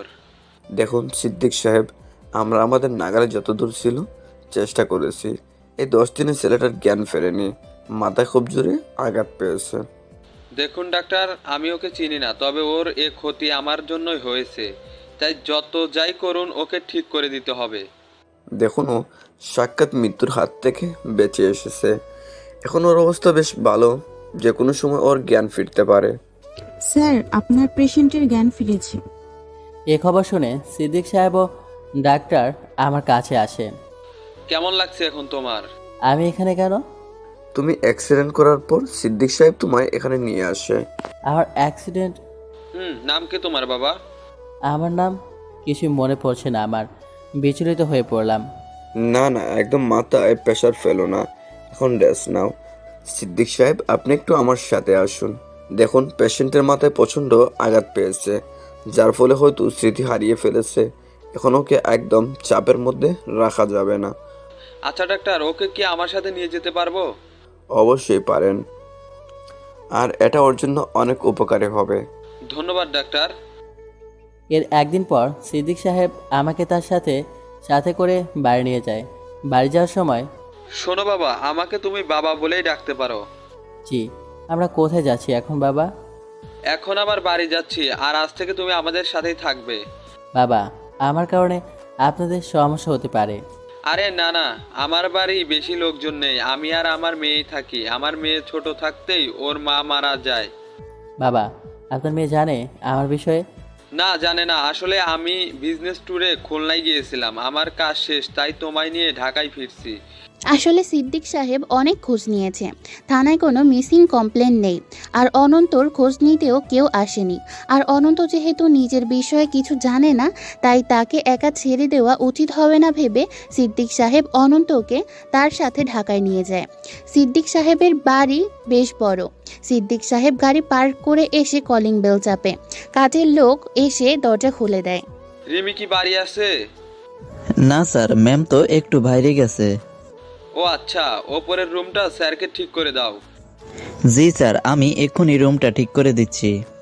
কাজের লোকটা চলে গেল। আচ্ছা বাবা, রিমিকে? আরে তোমাকে বললাম না, এখানে আমি আর আমার মেয়ে থাকি, রিমি হচ্ছে আমার মেয়ে। ও হ্যাঁ। ও হয়তো বাইরে গেছে, ও আসলেই তোমাকে ওর সাথে পরিচয় করিয়ে দিব। আর হ্যাঁ, আমরা তোমাকে সানি নামে ডাকবো, ঠিক আছে? জি বাবা। স্যার, আপনার রুম তৈরি। হ্যাঁ বাবা, যাও, যে ফ্রেশ হয়ে নাও। করিম, ওকে রুমটা দেখিয়ে দাও। করিম চাচা আমাকে চরিত্রে ঢুকে গেলাম, রুমে নিয়ে গেল। রুমে গিয়ে ফ্রেশ হয়ে নিলাম। 2:30 বাজে। দুপুরের খাবার এখনও খাওয়া হয়নি, খুব ক্ষুধা লেগেছে। হঠাৎ, স্যার, বড় স্যার আপনাকে ডাকছে খাবার টেবিলে। জি চাচা। বয়সে বড় হওয়ায় চাচা বলেই ডাকলাম। আপনি যান, আমি আসছি। জি আচ্ছা। হ্যাঁ বাবা, সানি এসো। আমি খাবার টেবিলে গেলাম। আমি দেখলাম খাবার টেবিলে সিদ্দিক সাহেবের সাথে একটি মেয়েও বসে আছে। মেয়েটি দেখতে খুবই সুন্দর, তবে একটু মডার্ন। বাবার টাকা থাকতে এটুকু একটু স্বাভাবিকই। আমি যে মেয়েটি ঠিক সামনে বসলাম, আমাদের মাঝে সিদ্দিক সাহেব বসে আছে। রিমি মা, এ হচ্ছে সানি, আজ থেকে আমাদের সাথেই থাকবে। আর সানি, এ হচ্ছে রিমি, যার কথা তোমাকে বলেছিলাম। আমি খেয়াল করলাম রিমি আমাকে বেশ বিরক্তির নজরেই দেখছে। এটা স্বাভাবিক, একজন অজানা মানুষ আজ থেকে তাদের বাড়ির ঘাটে কেটেছে। এটা তো একটু অন্যরকম লাগারই কথা। যাই হোক, খাবার টেবিলে সিদ্দিক সাহেব আরও কিছু কথা বললেন। খাবার শেষ করে রুমে এসে শুয়ে পড়লাম। মাথাটা একটু ভার ভার লাগছে, তাই একটু ঘুমিয়ে নিলাম। সন্ধ্যায় ঘুম ভাঙলো। একটু ফ্রেশ হয়ে নিচে এসে সোফায় বসলাম। দেখলাম সামনে একটি ল্যাপটপ খোলা, আর তাতে একটা প্রজেক্ট অন করা রয়েছে এবং তা অসম্পূর্ণ। আমার কেমন জানি মনে হলো আমি এসব কাজের সাথে পরিচিত। আমি হুট করেই ল্যাপটপটা নিয়ে প্রজেক্টটা কমপ্লিট করলাম। হঠাৎই সিদ্দিক সাহেব এসে, আরে সানি, কি করছো? ওখানে একটা গুরুত্বপূর্ণ প্রজেক্টের কাজ করছিলাম। সিদ্দিক সাহেব এই বলে আমার কাছ থেকে ল্যাপটপটা নিল। কিছুক্ষণ ল্যাপটপটা দেখার পর, আরে বাহ, তুমি এটা কি করে করলে? আমি তো বারবার ভুল করছিলাম এটা করতে, যে আর তুমি প্রথম চান্সেই করে নিলে। জানি না কিভাবে, কিন্তু আমার মনে হলো আমি যেন অনেক আগেই থেকে এগুলোর সাথে পরিচিত। আচ্ছা, আমার আরও কিছু প্রজেক্ট আছে, একটু দেখে দাও তো। সিদ্দিক সাহেব বেশ কয়েকটা প্রজেক্ট আমাকে দেখিয়ে দিল। জি বাবা, আমি কাল সকালের মধ্যেই আপনাকে এগুলো কমপ্লিট করে দেব। আমি ল্যাপটপটা নিয়ে আমার রুমে চলে আসলাম। প্রজেক্টগুলো কাজ করতে লাগলাম। আমার কাছে একটুও কঠিন ঠেকছে না, যেন মনে হচ্ছে এমন অনেক কাজ আমি করেছি। আর অপরদিকে সিদ্দিক সাহেব ভাবতে থাকে, ছেলেটা বেশ শিক্ষিত আর আচরণও খুব ভালো, মনে হয় কোনো ধনী পরিবারের সন্তান। ও যদি এই প্রজেক্টগুলো কমপ্লিট করে দিতে পারে তবে আমার কোম্পানির দায়িত্বটা আস্তে আস্তে ওকে বুঝিয়ে দিব। যতদিন আমাদের সাথে থাকবে আমাদের পরিবারের একজন হয়েই থাকবে। এদিকে প্রজেক্টগুলো করতে করতে বেশ রাত হয়ে যায়। রাতে ঘুমাতে একটু দেরি হয়, তাই সকালে উঠতেও ঘুম ভাঙছিল না। করিম, সানি কোথায়? স্যার তো এখনো ঘুমাচ্ছে। ওকে একটু ডেকে দে তো। স্যার আমি তো এখন বাজারে বের হচ্ছি। আচ্ছা তুই যা। করিম চাচা বাজারে চলে গেল।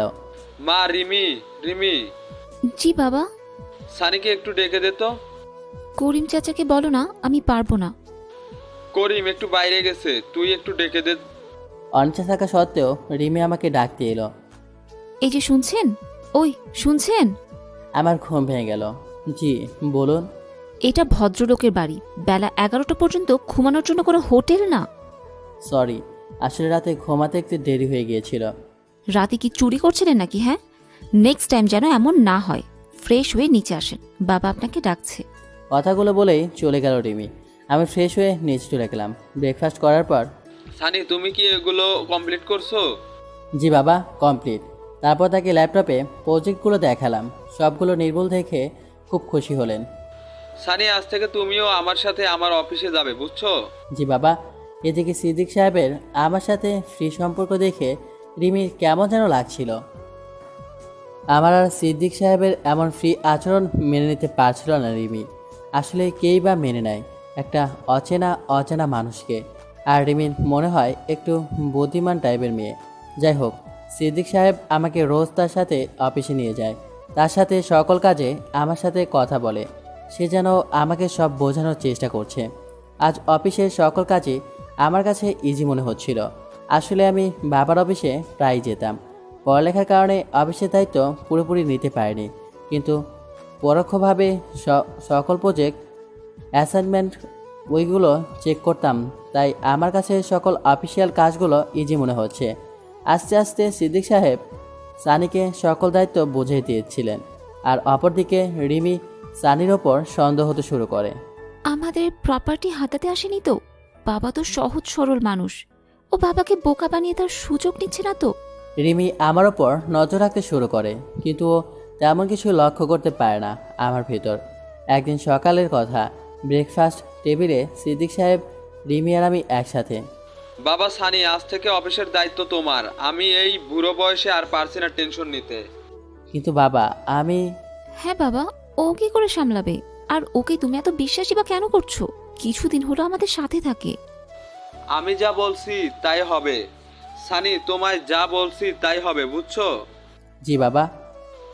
গুড। আজ থেকে সকল কিছু তোমার ওপর, আর আমি জানি তুমি এসব সামলে নিতে সক্ষম। আমি আর কিছু বললাম না। কী বা বলবো, আমি তো অসহায়, যার সাহায্য এই ব্যক্তিটি করছে। আমি তো নিজের ব্যাপারেই জানি না, সে আমাকে এত বড় একটা দায়িত্ব দিচ্ছে। সত্যি কতটা বিশ্বাস থাকলে একটা মানুষ এমন হতে পারে। তবে আমার দায়িত্ব দেওয়াটা মনে হয় রিমির কাছে একদমই ভালো লাগেনি। ভালো না লাগারও কথা। একটা অচেনা মানুষকে এতটা দায়িত্ব দেওয়া সত্যিই বোকামি। এ কথাটি সমাজ বলে, কিন্তু সমাজ সেই মানুষটার প্রতি দৃঢ় বিশ্বাসটা দেখতে পায় না। আর রিমি সেই সমাজেরই একজন। যাই হোক, ব্রেকফাস্ট শেষ করে আমি তৈরি হচ্ছি অফিসে যাওয়ার জন্য। এটাই তো আপনার লক্ষ্য ছিল, তাই না? হঠাৎই রিমি আমার রুমে এসে, মানে আমি ঠিক বুঝলাম না। একটা সহজ সরল মানুষকে কাবু করে তার সম্পত্তি হাসিল করার বেশ ভালোই প্ল্যান আপনার। আপনি কি বলছেন এসব? কেন, কিছুই বোঝেন না নাকি? আপনাদের মতো মানুষদের না বেশ ভালো করেই চিনি। বলুন, কত টাকা পেলে আপনি এখান থেকে চলে যাবেন? আমি বুঝতে পারলাম ও কি বলতে চাইছে। আপনি চিন্তা করবেন না, আমি আজ বিকালেই আপনাদের এখান থেকে চলে যাব। আর হ্যাঁ, ভয় নেই, আমি চোর বা বিশ্বাসঘাতক নই। রিমি কিছু না বলেই চলে গেল। বাইরে যেতেই বাবা, তুমি আমায় মারলে? হ্যাঁ মারলাম। তুই সানিকে কি বললি এগুলো? যা বলেছি ঠিকই বলেছি। ও তোমাকে ভুলিয়ে ভালিয়ে তোমার সম্পত্তি নিজের নামে করে নিতে চায়। তুই ওর ব্যাপারে কি জানিস? আজ আমার জন্যই ও এখানে। মানে কি বলতে চাইছো? ওর স্মৃতি হারিয়ে ফেলেছে। যেই ছেলেটি নিজের ব্যাপারেই কিছু জানে না, সে অন্যের সম্পত্তি হাতাবে। আর সবচেয়ে বড় কথা, ওর এই অবস্থার কারণে আমি দায়ী। তুমি দায়ী মানে? খুলনায় যেদিন গিয়েছিলাম সেদিন ও আমার গাড়ির সাথে ধাক্কা খেয়ে খুব মারাত্মকভাবে জখম হয়। তারপরও নিজের স্মৃতি হারায়। এই রোড অ্যাক্সিডেন্টের কারণে একদিন তোর মা আমাদের ছেড়ে চলে গিয়েছিল। আর তুই এমন একজন লোকের সাথে এমন ব্যবহার করলি। কোন দিক থেকে মনে হয় ও একজন প্রতারক? এতদিন আমাদের সাথে আছে, আমাদের কোনো ক্ষতি করেছে? বা তুই কি কখনো ওর মধ্যে খারাপ কিছু দেখেছিস? তুই কিভাবে করতে পারলি এমনটা? সরি বাবা, আমি তোর বিষয়ে কিছুই জানতাম না। আমার আসলে অনেক বড় ভুল হয়ে গেছে। সিদ্দিক সাহেব চলে গেল রিমির সামনে থেকে। রিমির অনুশোচনা হতে লাগলো তার কাজের জন্য। অপরদিকে আমি বাড়ি ফিরে নিয়ে আজ 2 মাস। তিথি একদমই নাওয়া খাওয়া বন্ধ করে দিয়েছে। সব সময় কাঁদে। তার একটাই কথা, আমার কারণে ও আমায় ছেড়ে গেল। একমাত্র আমি দায়ী। হঠাৎ একদিন তিথি অজ্ঞান হয়ে যায়। তিথির বাবা মা তাকে হসপিটালে নিয়ে যায়। ডাক্তার ওকে একটা স্যালাইন দেয়। দেখুন, আপনাদের বৌমার খাওয়ার অনিয়মের কারণে এমন হয়েছে। আর সে যদি এমনভাবে চলে তবে তার গর্ভের বাচ্চাটি অনেক সমস্যা হবে। আর তখন আমাদের কিছুই বলার থাকবে না। এখন আপনারা কি করবেন ভেবে রাখুন। তারা দুজন তিথির পাশে গেল। দেখ মা, এভাবে আর কতদিন? আমার জন্য, আজ আমার জন্যই ও আমাকে ছেড়ে চলে গেছে। ও আমাকে কখনো মাফ করবে না। ও কখনো ফিরে আসবে না। দেখো মা, ওর যদি আসার হয় একদিন দেখিস ও ঠিকই তোর কাছে ফিরে আসবে। তুই আর এমনভাবে চলিস না। ডাক্তার বলেছে তুই এভাবে থাকলে তোর সন্তানটা বাঁচবে না। দেখ মা, তুই নিজের জন্য না হয় নিজের সন্তানের কথা একটু চিন্তা কর। না হলে হয়তো তুই ওকেও হারাবে। না বাবা, এই কথা বলবেন না। কিছুই হবে না আমার সন্তানের। ও আমার একমাত্র সম্বল। ওকে হারালে যে আমি আর বাঁচতে পারবো না বাবা। মা, এবার একটু নিজেকে একটু শক্ত কর। দেখিস তোর অনন্ত একদিন ঠিকই তোর কাছে ফিরে আসবে। তুই একটু নিজের খেয়ালটা রাখ। হ্যাঁ মা, আমি জানি একদিন ঠিকই ও আমার কাছে ফিরে আসবে। অপরদিকে ঢাকায় আমি কে, কি আমার পরিচয়? না, মনে করতে পারছি না। খুব মাথা ব্যথা করছে। আর এখানে থাকা যাবে না, আজ চলে যেতে হবে। কিন্তু কোথায় যাব, কি করব? কেউ আমার ব্যাপারে জিজ্ঞাসা করলে কি বলবো? আবার ভাবি, ছেলে মানুষ, কোনো সমস্যা হবে না। এই পৃথিবীতে আমার জায়গার অভাব হবে না। ছাদে দাঁড়িয়ে এই কথাগুলো ভাবছিলাম। হঠাৎ মনে হলো আমার পাশে কেউ এসে দাঁড়িয়েছে। ঘুরে দেখি রিমি মাথা নিচু করে দাঁড়িয়ে আছে। আমি আবার ব্যস্ত শহরটা দেখতে লাগলাম। Sorry, but why? সকালের জন্য। তেতো লাগলেও কথাগুলো ঠিকই ছিল। আমি আসলে আপনার ব্যাপারে জানতাম না। আচ্ছা, কোনো ব্যাপার না, বিকেলে আমি চলে যাব, সমস্যা নেই। বললাম তো সরি। আহা, আমি তো কিছু মনে করিনি। তবে চলে যাবেন কেন? আসলে আমি এখানে কেন থাকবো? আমি তো আপনাদের কেউই নই। কেউ নন তাতে কি, হতে কতক্ষণ? মানে কিছু না, আপনি কোথাও যাচ্ছেন না, ব্যাস। আচ্ছা, ঠিক আছে। Thank you. By the way, আমরা কি ফ্রেন্ড হতে পারি? ফ্রেন্ডশিপ? তাও আবার আমার মতো একটা পাগলের সাথে? কে বললো আপনি পাগল? যে লোকটি নিজের নাম পরিচয় জানে না সে পাগল নয় তো আর কি? প্লিজ ওভাবে বলবেন না। আমি কি আপনার ফ্রেন্ড হতে পারি না? নাকি আপনি আমায় এখনো মন থেকে ক্ষমাই করেননি? আরে আচ্ছা, ঠিক আছে, আমরা ফ্রেন্ডস। এবার খুশি? আচ্ছা, তাহলে আমরা একে অপরকে তুমি করে বলবো, ঠিক আছে? যথা আজ্ঞা। এভাবে আরও কথা হয় দুজনের মধ্যে, গাঢ় হয় বন্ধুত্ব। রিমি এখন আমার কেয়ার করতে শুরু করে। আমি কখন কি করছি সব কিছুর খেয়াল রাখে, আমার প্রয়োজন অপ্রয়োজন সব কিছুর। এভাবেই কেটে যায় 6টি মাস। অন্তর ওরফে সানি এখন সিদ্দিক সাহেবের পরিবারের একজন গুরুত্বপূর্ণ সদস্য হয়ে ওঠে। সিদ্দিক সাহেবের সকল ব্যবসাও সম্পত্তি এখন দেখাশোনা আমি করি। আর এখন রিমি কোনো অবজেকশন নেই আমাকে নিয়ে, বরং ওই যেন আরও বেশি নির্ভরশীল আমার ওপর। একদিকে যেমন দিনগুলো ভালো কাটছিল আমার সিদ্দিক সাহেবের পরিবারের সাথে, অপরদিকে আসতে থাকে তিথির ডেলিভারি ডেট। তিথি এ সময় খুব করে আমার সঙ্গ কামনা করছে, কিন্তু কথায় আছে না, মানুষের সব সাধ্য কি আর পূর্ণ হয়। আজ তিথির ডেলিভারি ডেট। তিথিকে নিয়ে আসা হয় হসপিটালে। কেবিনের বাইরে অপেক্ষার পোহর গুনছে বাবা মা আর আমার একমাত্র বোন রিয়া। ডাক্তার বেরিয়ে আসে কেবিন থেকে। ডাক্তার, আমার বৌমার কি অবস্থা? আপনাদের বৌমা একদম সুস্থ আছে এবং তার একটা মেয়ে হয়েছে, সেও সুস্থ আছে। আপনারা একটু ওয়েট করুন, আমরা তাদের বেডে শিফট করছি। ডাক্তারের কথা শুনে সবাই স্বস্তির নিঃশ্বাস ফেলে। তিথিকে বেডে শিফট করার পর সবাই তিথির সাথে দেখা করে। সবাই তাদের ঘরে আসা নতুন মেহমানকে নিয়ে অনেক খুশি, শুধু তিথি ছাড়া। তার কাছে এই দিনটি অনেকটাই অসম্পূর্ণ মনে হচ্ছে। সে এই দিনটিতে আমার সঙ্গ আশা করেছিল। সে ভাবে, আজ আমার পাগলটা অনেক খুশি হতো, আমায় বুকে জড়িয়ে নিয়ে বলতো, জানো তিথি, আজ আমি অনেক খুশি। আদর করে আমার কপালে চুমু দিত। কিন্তু ও আমার উপরে রাগ করে আজও আমার থেকে দূরে রয়েছে। কোথায় আছে আমার পাগলটা? একটি বার কি আমায় মাফ করে আবার আমার কাছে ফিরে আসতে পারছো না? একবার এসে দেখে যাও, তোমার একটা চাঁদের মতো মেয়ে হয়েছে। কথাগুলো ভাবতে ভাবতে অজরে কাঁদতে থাকে তিথি। অন্তর নামের সাথে মিল রেখেই তিথি তার মেয়ের নাম রাখে অনন্যা। অনন্যা যেন তিথি বেঁচে থাকার শক্তিরও পেয়ে এসেছে। অনন্যার যত্নে এখন ভালোই কাছে তিথির দিনগুলো। তবে রাতে ঘুমানোর সময় তিথির অন্তরের বুকটা খুব মিস করে, কাঁদে। তার সেই একটি ফুলের কথা মনে করে। এভাবেই কাটতে থাকে তিথির দিনগুলো। দেখতে দেখতে কেটে যায় 4টি বছর। এখন অনন্যা অনেকটা বুঝতে শিখেছে, কথা বলতে শিখেছে। অনন্যা মাঝে মধ্যেই তিথির কাছে জানতে চায়, আম্মু, আমার বাবাই কোথায়? তিথি মেয়েকে মিথ্যে বলে বোঝায়। মা, বাবাই তো বাইরে গেছে তোমার জন্য অনেকগুলো পুতুল চকলেট আনতে। এছাড়া আর কি বলবে। বুকের মাঝে পা সমান ব্যথা লুকিয়ে রেখেও হেসে খেলে মেয়ের সাথে দিনগুলো পার করতে থাকে তিথি। অপরদিকে 4 বছরে অনেক কিছুই পাল্টে যায় আমার জীবনে। এখন সিদ্দিক সাহেবের পরিবারের প্রধান হয়ে উঠি আমি। রিমিও আস্তে আস্তে ভালোবাসতে শুরু করে আমাকে, আর আমি সর্বদাই আধারের মাঝে হাতড়ে বেড়াই আমার পরিচয়। সানি, চলো আজ ঘুরতে যাই। কি বলছো? ঘুরতে যাব তো অফিসে যাবে কে? আরে আজ একদিন না গেলে কিছুই হবে না। আর তুমি তো অফিসের বস, তুমি না গেলে কেউ কিচ্ছু বলবে না। বস বলেই তো সমস্যা। আজ একটা গুরুত্বপূর্ণ মিটিং আছে, আর সেখানে যদি কোম্পানির বস উপস্থিত না থাকে তবে ব্যাপারটা বেমানান হয়ে যায়। তাই আজ আমাকে তো যেতেই হবে। না, আজ বাবা যাবে অফিসে, তুমি আমার সাথে যাবে। আরে কি বলছো? বাবা অনেকদিন অফিসে যায় না, আজ তিনি সামলাতে পারবেন না। হ্যাঁ রে মা, আমার দ্বারা ওসব সম্ভব না। যাও, যাওয়া লাগবে না আমার সাথে, আর দরকারও নেই আমাকে সময় দেওয়ার।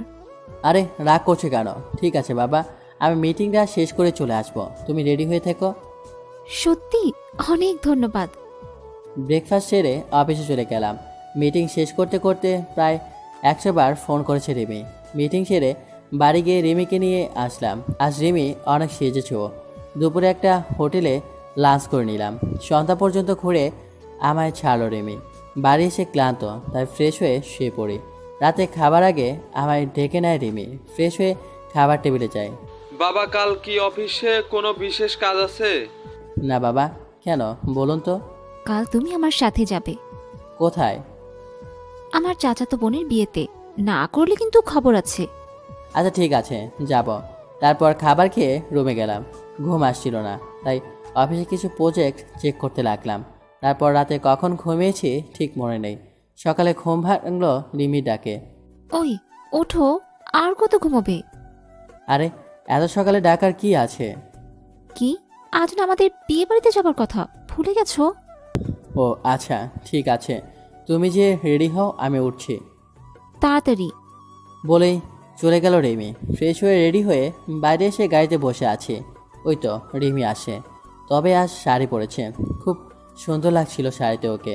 যাই হোক, ও গাড়িতে এসে বসলো। আমি ড্রাইভ করছি। সকালে কারো নাস্তা করা হয়নি, তাই পথে একটা হোটেল থেকে নাস্তা করে চলে গেলাম বিয়ে বাড়ি। এটাও বেশ বড় বাড়ি, আর এখন সুন্দর করে সাজানোর ফলে বাড়িটা অস্থির লাগছে। আমি গাড়িটা পার করে এসে দেখি রিমি আমার জন্য দাঁড়িয়ে আছে। কি হলো, ভেতরে যাবে না? তোমার জন্যই দাঁড়িয়ে আছি, চলো ভেতরে চলো। আর হ্যাঁ, একটা কথা, ভুলেও কোনো মেয়ের সাথে টাঙ্কি মারবে না, তাহলে কিন্তু অবস্থা টাইট করে ফেলবো। আমি কার সাথে টাঙ্কি মারবো আবার? আমারও সব ভালো লাগে না। গুড, সব সময় আমার পাশে থাকবে, বুঝলে? যথা আজ্ঞা। তারপর রিমি আমাকে নিয়ে ভিতরে ঢুকলো। ও আমার হাত ধরে আছে যেন আমি কোনো ছোট বাচ্চা। হাত ছাড়লেই আমি হারিয়ে যাব। যাই হোক, ওর বোনের বিয়ে, আর বিয়ে বাড়ি, আর যাই হোক, মেয়েদের অভাব নেই। আমি তো দেখতে লাগলাম ভাই, কত সুন্দর সুন্দর ময়দা সুন্দরী।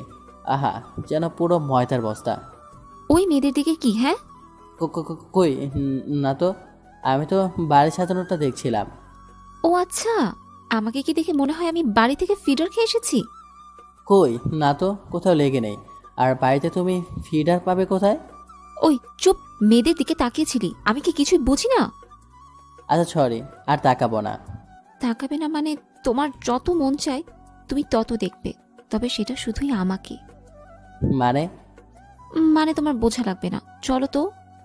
এরপর রিমি আমায় এক এক করে সবার সাথে পরিচয় করে দিল। আজ যার বিয়ে তার নাম নীলিমা, অর্থাৎ রিমির বোনের নাম। রিমি তার কাজিনদের সাথে ব্যস্ত, তাই আমি ওর কাছ থেকে সরে গিয়ে একটু ফাঁকা জায়গায় বসলাম। বিয়েবাড়ির কোলাহল, এই আনন্দ যেন আমায় কিছু মনে করিয়ে দিতে যাচ্ছে, কিছু বলতে চাইছে আমাকে, কিন্তু তবুও কিছু মনে আসছে না। আমি মনে করার চেষ্টা করছি বসে বসে। এমন সময় একটা মেয়ে এসে, আমি কি এখানে বসতে পারি? অবশ্যই। আচ্ছা, আপনাকে তো ঠিক চিনলাম না। আমি তো নিজেকে চিনি না। আমি সানি, রিমির সাথে এসেছি। রিমি কি হয় আপনার? কি বলবো ভেবে পাই না, তাই না পেরে বললাম আমি রিমির বডিগার্ড। ও আচ্ছা, ভালো কথা। তো একা একা বসে কি ভাবছেন? না কিছু না, এমনি ভালো লাগছিল না তাই। ও, আমি সাদিয়া, রিমি আমার কাজিন হয়। ও আচ্ছা, এভাবেই কথা হতে থাকে আমার আর সাদিয়ার। তা দেখে তো রিমির গায়ে পুরো ফোসকা পড়ে গেল। আসলে 4 বছর একসাথে থাকলে যে কোনো মানুষেরই সম্পর্ক আর শুধুমাত্র বন্ধুদের মধ্যে সীমাবদ্ধ থাকে না। রিমির ক্ষেত্রেও তার বিপরীত ঘটেনি। ওই সাদিয়া, তুই এখানে কি করছিস? না মানে ভালো লাগছিল না, তাই ওনার সাথে একটু গল্প করছিলাম। রিমি একটু এদিকে আয় না। রিমির হাত ধরে টানতে টানতে নিয়ে যায় সাদিয়া। কি হয়েছে, এখানে টেনে আনলি কেন? শোন না, আমার না তোর ওই বডিগার্ডটাকে খুব পছন্দ হয়েছে। তুই ওর সাথে আমার একটু লাইন করিয়ে দিবি প্লিজ? না, এ কখনো হতে পারে না। কেন কেন হতে পারে না? কারণ ও তোর হবু দুলাভাই লাগে। মানে হচ্ছে ওর সাথে আমার বিয়ে ঠিক হয়ে আছে। তুই তোর বডিগার্ডকে বিয়ে করবি? হ্যাঁ করলাম, সমস্যা কি? তুই দিলি আমার সব কিছুতে পানি ঢেলে। দূর, ভালো লাগে না। বলে সাদিয়া চলে গেল। রিমি এবার আমার কাছে এসে, ওই তোকে বলেছিলাম না সব সময় আমার সাথে থাকবি? তুমি তো তোমার কাজিনদের সাথে ব্যস্ত ছিলে, তাই ভাবলাম এখানে বসি। তাই বলে তুই এখানে এসে মেয়েদের সাথে লাইন মারবি? রাগে চোটে এবার কলা ধরে বলল রিমি। আরে তুমি রাগ করছো কেন? তুই করে বলছো কেন? তো কি করে বলবো? এখন থেকে আমার সাথেই থাকবি, কোনো মেয়ের দিকে তাকাবি না, যা বলার আমাকে বলবি।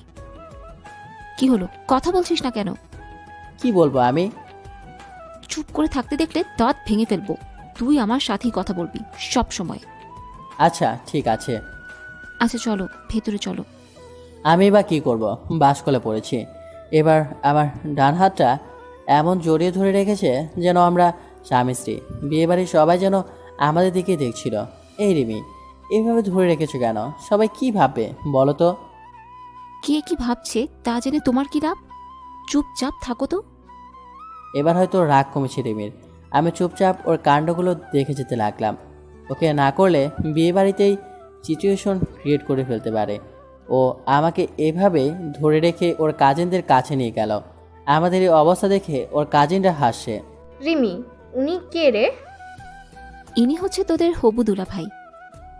রিমির কথা শুনে যেন আসমান থেকে পড়লাম। আমি রিমির কানে কানে বললাম, কি বলছো এসব? যা বলছি চুপচাপ শুনে যা, না হলে কিন্তু খারাপ কিছু করে ফেলবো। বলেই আমার পেটে হাতের কোণয় দিয়ে একটি গুঁতো দিল রিমি। কি গো দুলা ভাই, আমার বোনটাকে কি বলছো? কিছু না গো, বলছিলাম আমার শালিকাগুলো খুব সুন্দরী, আমার ভালোই খাতে যত্ন করবে। তা তো অবশ্যই করবো গো দুলা ভাই, আমরা যদি না করি তো কে করবে গো? কথাটা বলতে সবাই হাসতে লাগলাম। রিমির দিকে চেয়ে দেখি কিংকবরার মতো ফোঁসফোঁস করছেন। কিছু বলবে রিমিকে উদ্দেশ্য করে বললাম। ও কোনো কথা না বলে আমাকে ওখান থেকে নিয়ে গেল। মেয়ে দেখলে খালি লুচুমি করতে ইচ্ছে করে, তাই না? আর যদি একটা মেয়ের সাথে কথা বলেছিস না, তবে তোকে খুন করে ফেলবো। অনেক রাগের সাথে কথাগুলো বলল। আমি আর কি করব, শান্ত ছেলের রূপ ধারণ করলাম। আর এবার রিমি আমায় আরও নজর রাখতে শুরু করলো। বিয়েবাড়ির আনন্দে চারদিক মেতে আছে। এদিকে বর আসার সময় হয়ে গেছে। আমি আর রিমি বসে আছি কনের পাশে। বর আসার সময় পেরিয়ে যাচ্ছে, কিন্তু বর আসে না। আস্তে আস্তে বিয়েবাড়ির সবাই যেন চিন্তিত হয়ে পড়ল। বিয়েবাড়ির এই চিন্তিত পরিবেশ আমার কাছে যেন অতি চেনা। আমার কেন যেন মনে হচ্ছে আমি আগেও এই পরিবেশের সাথে পরিচিত। খুব মাথা ব্যথা করছে রিমি, আমার খুব মাথা ব্যথা করছে। কি হয়েছে তোমার? এমন করছো কেন? মাথায় কেমন যেন লাগছে, অসহ্য ব্যথা করছে। হঠাৎই একজন লোক এসে বলল বর নাকি পালিয়েছে। এবার মাথায় আরও চাপ পড়তে শুরু করে। হ্যাঁ, আমার সাথেও এমন ঘটেছিল। হ্যাঁ, এমনটা ঘটেছিল। চোখের সামনে পুরনো স্মৃতিগুলো বেশি উঠতে থাকে। মনে হতে থাকে আমার তিথির কথা। প্রচণ্ড মাথা ব্যথার কারণে সেখানেই জ্ঞান হারায়। আমার এই অবস্থায় রিমি অনেকটা বিচলিত হয়ে পড়ে। ও বিয়ে বাড়ি ছেড়েই আমায় হসপিটালে নিয়ে যায়। টানা 4 ঘন্টা অজ্ঞান থাকার পর জ্ঞান ফেরে আমার। তাকে দেখি রিমি আমার পাশে বসে আছে, চোখ ফুলে গেছে, হয়তো কান্না করেছে। রিমি আমাকে কথা বলতে দেখেই, এই তুমি ঠিক আছো তো? কি হয়েছিল তোমার? এত খারাপ লাগছিল, একবার বলতে পারতে তো। এখন কেমন লাগছে তোমার? আরে একটু ঠান্ডা হও, আমি ঠিক আছি।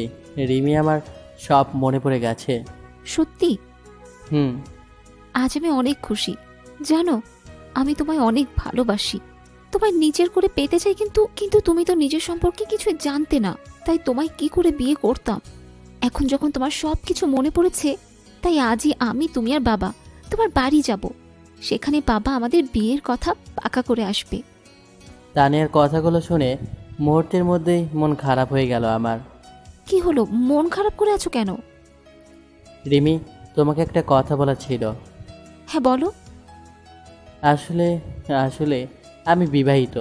এই কথাটা শুনে যেন মাথায় আকাশ ভেঙে পড়ল রিমির।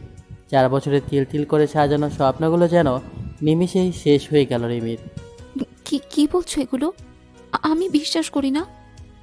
আমি সত্যি বলছি, আমি বিবাহিত। তারপর তিথির সাথে সব বললাম আমি রিমিকে।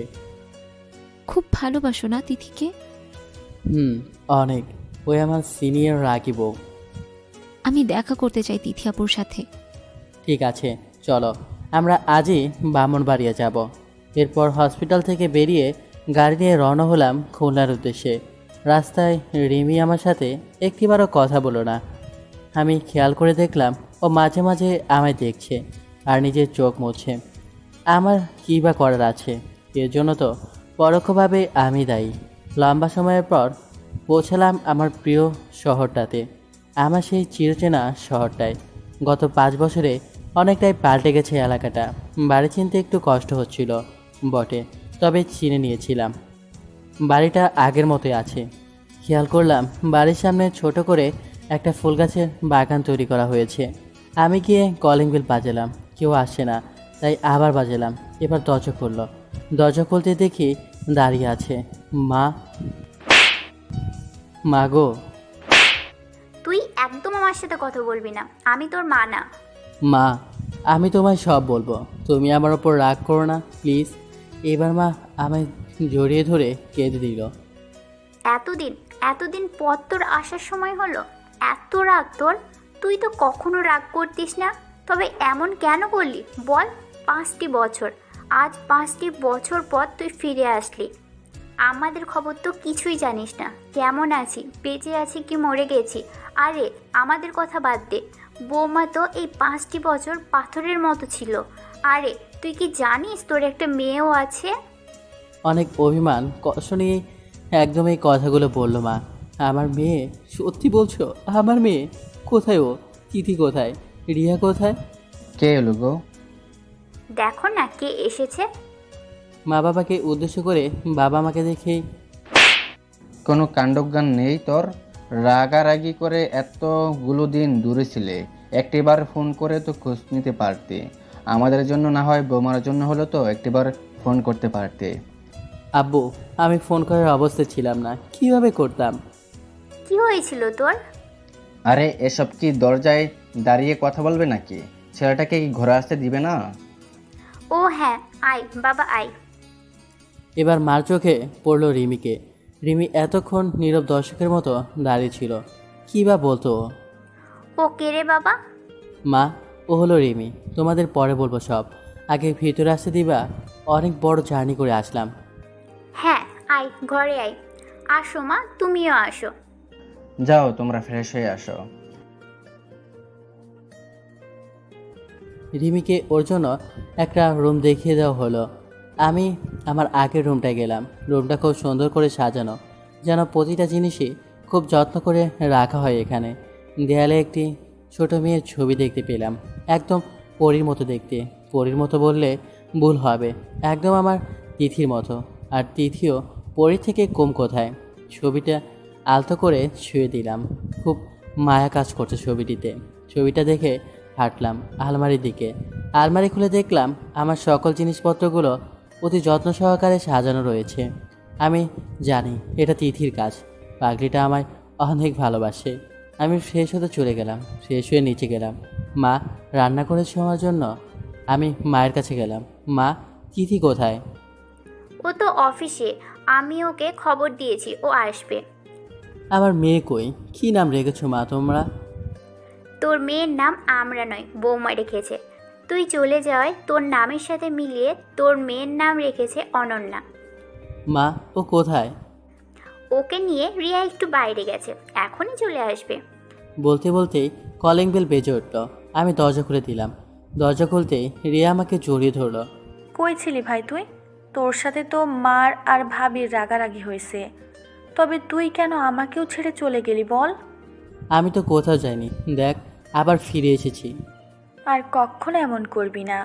জানিস ভাই, তুই চলে যাওয়ার পরে আমি কাউকে জ্বালাতে পারতাম। কেউ রোজ সন্ধ্যায় আমার জন্য চকলেট আনতো না। জানিস, তোকে কত মিস করি আমি। সরি, ভুল হয়ে গেছে, আর এমন করব না। বাবাই তুমি শুধু ফুফির সাথে কথা বলবে, আমার সাথে কথা বলবে না?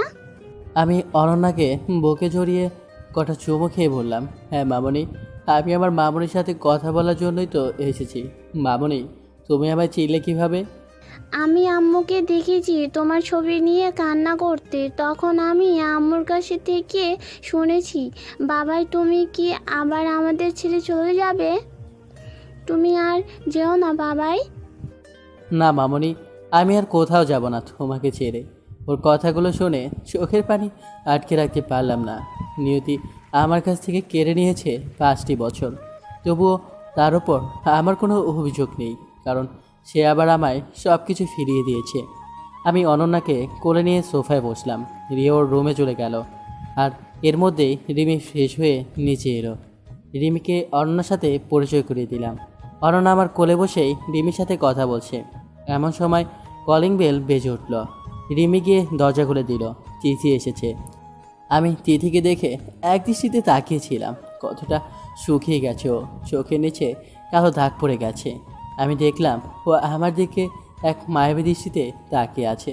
ওর চোখগুলো যেন আমায় কিছু বলতে চাইছে। অনেক কথা লুকানো ছিল ওর চোখ দুটোয়। হঠাৎ করেই কয়েক বিন্দু নোনা জল গড়িয়ে পড়ল ওর চোখ থেকে। ও আর আমার সামনে না এসে দৌড় দিয়ে চোখ মুছতে মুছতে নিজের রুমে চলে গেল। তিথি এক দৃষ্টিতে আমার দিকে চেয়ে আছে। ওর চোখ দুটো যেন গত 5 বছরের না বলা কথাগুলোই প্রকাশ করতে চাইছে। 5টি বছরে সেই কান্নাগুলো, যা সে একা একা কেঁদেছিল আবার মনে করে। আমি লক্ষ্য করলাম ওর চোখে বিন্দু বিন্দু জল জমেছে। হয়তো এগুলো এতদিনের কষ্টের অবসানে জানান দিচ্ছে, আবার হয়তো আমার ওপর তৈরি অভিমানের।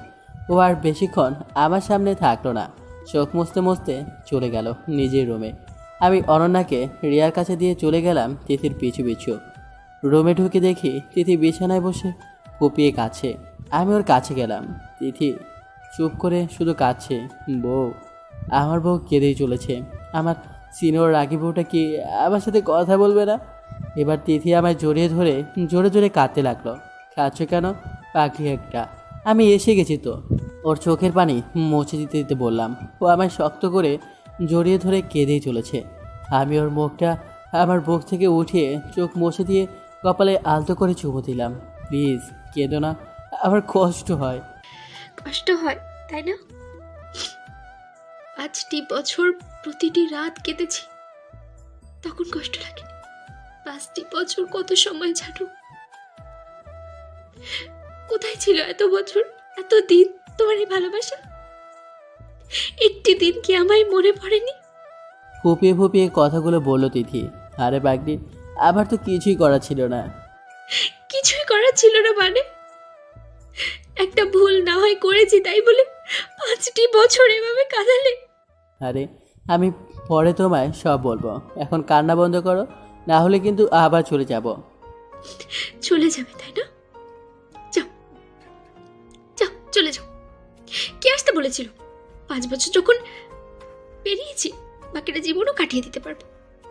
আচ্ছা তাহলে চলে গেলাম।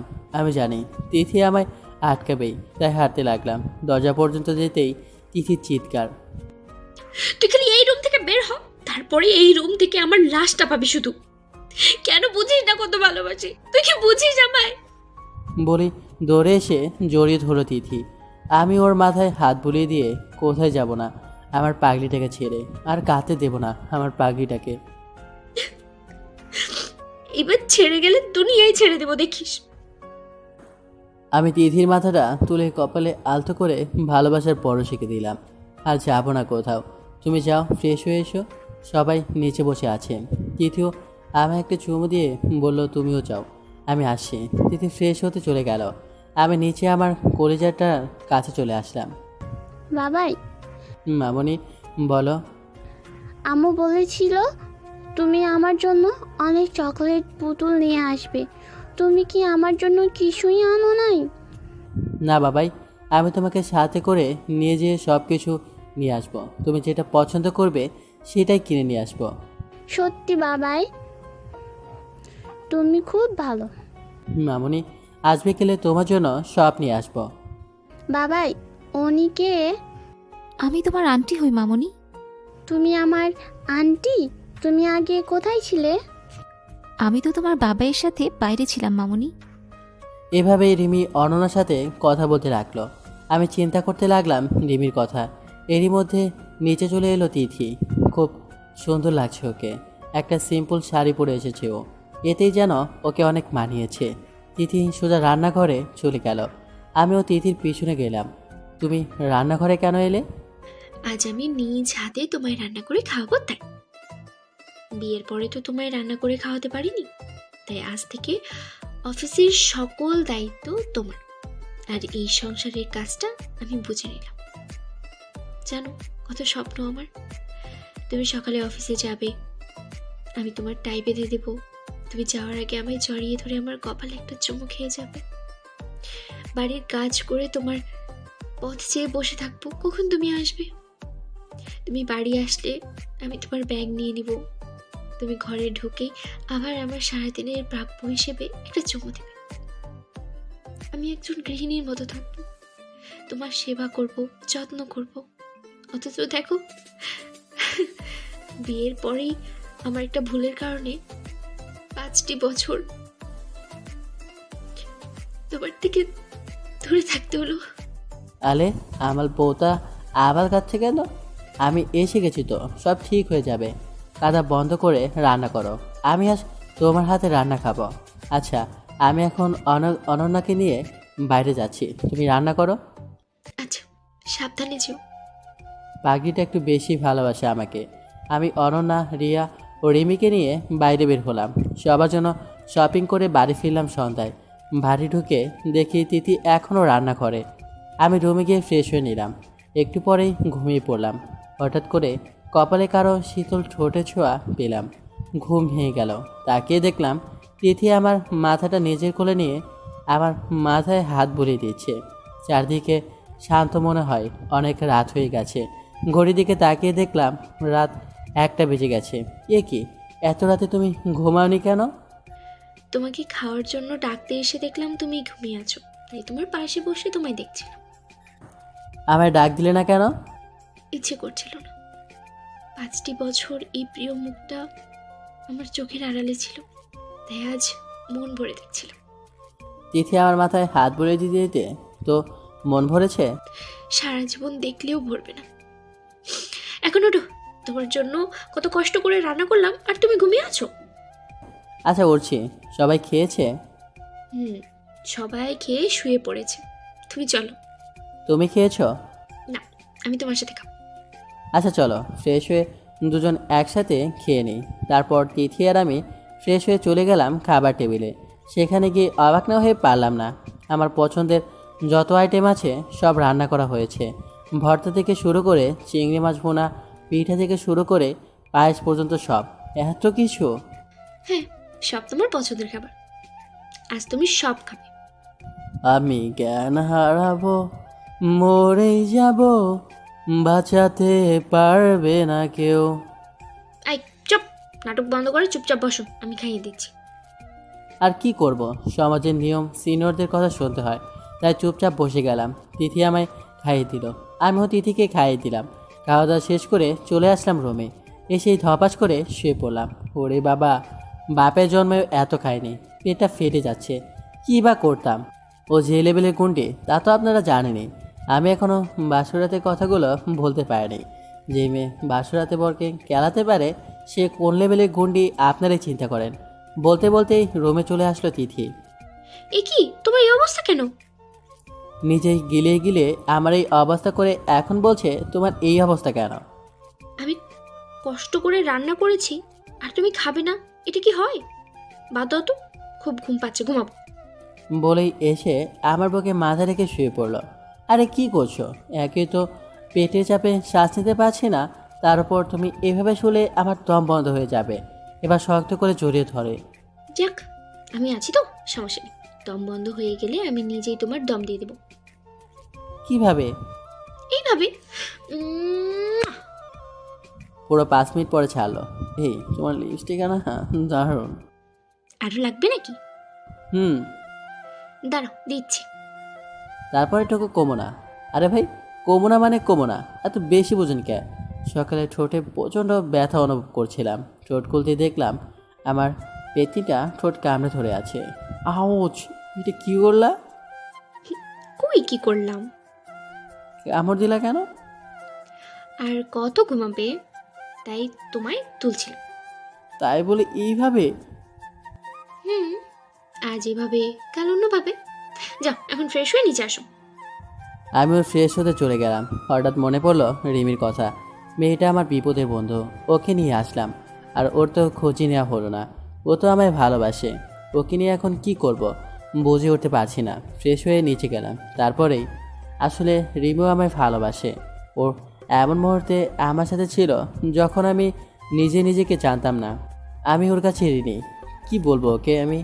ও বা এখন কি করবে আমার সাথে? না, ও আমার জন্য অনেক কিছু করেছে। ও যদি আমায় বিয়ে করতে চায় তবে আমার ওকে মেনে নিতে হবে। রিমির ব্যাপারে তিথিকে জানানো উচিত। এসব ভাবতে ভাবতেই নিচে চলে গেলাম। সবাই একসাথে বসে আছে। অনন্যা আমাকে দেখেই বাবাই বলে ছুটে আসলো আমার কাছে। আমি ওকে কোলে নিয়ে সবার সাথে গেলাম। তিথিকে দেখলাম রান্না করছে। আমি বসে সবার সাথে গল্প করছি। হঠাৎ কলিং বেল বেজে উঠলো। রিমি চলে গেল দরজা খুলতে। আরে এ তো সিদ্দিক সাহেব। বাবা, আপনি? হ্যাঁ, চলে আসলাম সানি তোমার পরিবারের সাথে সময় কাটাতে। ভালো করেছেন বাবা। রিয়া, বাবাকে রুম দেখিয়ে দে। রিয়াকে উদ্দেশ্য করে বললাম, যান বাবা, ফ্রেশ হয়ে আসুন। সিদ্দিক সাহেব ফ্রেশ হয়ে আসলেন। সবাই ব্রেকফাস্ট করতে বসে গেলাম। ব্রেকফাস্ট সেরে সবাই এক জায়গায় বসলাম। অনন্যা আমার কোলে আর তিথি আমার এক হাত জড়িয়ে ধরে বসে আছে। বাবা, বল কি হয়েছিল সেদিন? মা আমায় জিজ্ঞাসা করলো। আমি বলতে শুরু করলাম। তুমি বাড়ি থেকে বের করে দেওয়ার পরই সুমনকে ফোন করে সব বলি আর সকালে বাড়ি আসতে বলি। ভেবেছিলাম তোমরা যেহেতু রাগ করেছো তাই আজ রাতটা কোনো হোটেলেই কাটাই। বিশ্বাস করো, তোমাদের উপর বিন্দুমাত্র রাগ ছিল না। তোমরা ভালো করে জানো আমার কখনো রাগ হয় না।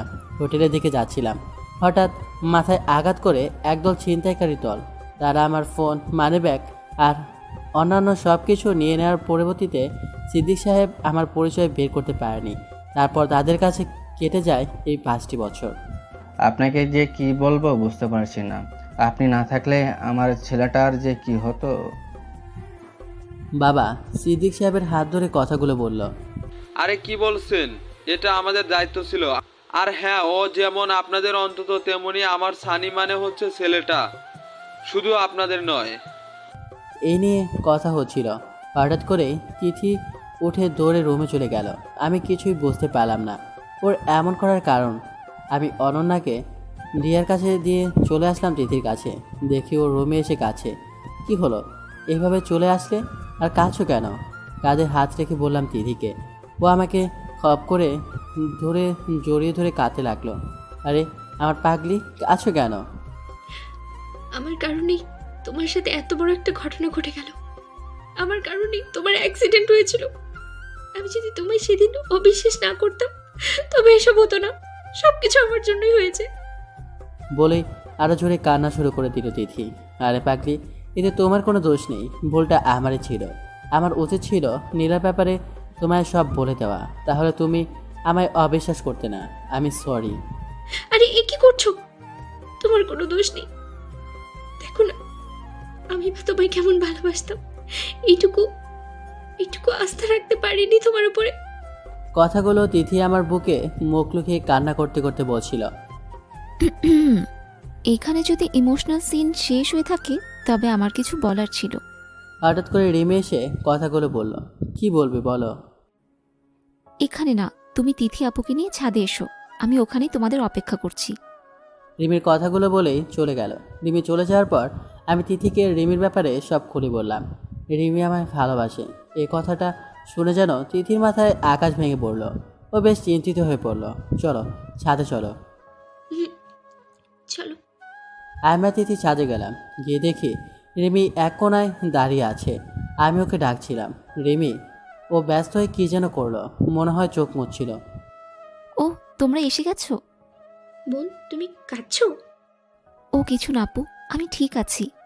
আমি জানি তুমি অনন্তকে ভালোবাসো। তুমি চাইলে ওর সাথে ঘর করতে পারো। আমি তোমায় বাধা দেব না বোন। ওকে তো আমি 4টি মাস কাছে পেয়েছি, তাই এই 5টি বছর আমি কতটা কেঁদেছি ওকে না পেয়ে। আর তুমি তো ওকে 5টি বছর খেয়াল রেখেছো, সেখানে আমি বুঝি ওকে ছাড়া তুমি কেমন থাকবে। না আপু, অনন্ত শুধুই আপনার। আমি ওকে আপনার কাছ থেকে কেড়ে নিতে চাই না। আপনি আমার বড় বোনের মতো। আমি কি করে বোন হয়ে বোনের সংসার ভাঙতে পারি? আমি যা বলার জন্য আপনাদের ডেকেছি তা হচ্ছে আমি এখান থেকে চলে যাচ্ছি, আজই চলে যাচ্ছি। আমি অনন্তকে ভালোবাসি না, আমি তো ভালোবাসি সানিকে, যার অস্তিত্ব আজ আর নেই। অনন্ত আপনাকে অনেক ভালোবাসে, ওর উপর বিশ্বাস রাখবেন। 5টি বছর যখন অচেনা কোনো মানুষের বিশ্বাস নষ্ট করেনি, তখন নিজের ভালোবাসার মানুষের বিশ্বাস ও কখনোই নষ্ট করবে না। আর সানি, ও সরি অনন্ত, আমরা সারা জীবন ভালো বন্ধু হয়ে থাকবো, ঠিক আছে? আর তিথি আপুকে আর কষ্ট দিও না, ভালো থেকো তোমরা। কথাগুলো বলেই দৌড়ে চলে গেল রিমি। আমি আর তিথি ঠায় দাঁড়িয়ে আছি সেখানে, দুজনেই নির্বাক। কী বা বলার আছে আমাদের? এ যেন নিয়তির এক নির্মম পরিহাস। আমরা সেখান থেকে নিচে চলে আসি। বিকেলে রিমি আর সিদ্দিক সাহেব চলে যায়। তবে রিমির জন্য খুব কষ্ট হচ্ছে। নিয়তি কতটা নির্মম হয়। কিছুদিন লাগলো সব কিছু কাটিয়ে স্বাভাবিক হতে। এখনও সব কিছু ভালোই চলছে। আমাদের ব্যবসাগুলো আমি দেখি, আর তিথি একজন গৃহিণীর মতো বাড়ির সবার খেয়াল রাখে। আর আমার যত্ন আলাদা। অফিস থেকে বাড়ি ফিরছি, আজ একটু বেশি লেট করে ফেলেছি। আমার সিনিয়র পেতনিটা হয়তো রেগে আছে, কারণ ফোনটাও অফ। সেবার ফেরার পথে রিয়াও অনন্যার জন্য কিছু চকলেট নিয়ে নিলাম। আমার পেতনিটার জন্য কিছুই নিয়ে নিই। আমি জানি ও রাগ কীভাবে ভাঙাতে হয়। চলে আসলাম বাড়ি। কলিং বেল দিতেই দরজা খুলে দিল তিথি। আমি জানতাম পাখিটা আমার অপেক্ষায় আছে। ঘরে ঢুকে প্রতিদিনের মতো তিথিকে জড়িয়ে ধরে চুমু দিলাম না আজ। হয়তো ভেবেছিল একটু রাগ ছাড়বে আমার ওপর, কিন্তু আমার এরূপ পরিবর্তন ও কখনোই আশা করেনি। আমি সোজা রিয়ার ঘরে চলে গেলাম, কারণ আমার কলেজাটাও ওখানে রয়েছে। রুমে গিয়ে দেখলাম দুজনেই ঘুমিয়ে গেছে। সত্যি আজ অনেক লেট হয়ে গেছে। আমি চকলেটগুলো দুজনের বালিশের দুপাশে রেখে ফ্রেশ হতে চলে আসলাম। ফ্রেশ হয়ে খাওয়ার টেবিলে আসলাম, দেখি তিথি খাবার নিয়ে মন খারাপ করে বসে আছে। আমি বসে খাওয়া শুরু করলাম। আমি জানি তিথি আমাকে রেখে খায়নি, তবুও আমি তিথিকে কিছু বললাম না। আমার এরূপ কাজের ফলে তিথি না খেয়ে রুমে চলে গেল। না, এবার বেশি হয়ে যাচ্ছে মনে হয়। আমি খেয়ে তিথির জন্য খাবার নিয়ে রুমে আসলাম। কি হলো, আজ খেলে না যে?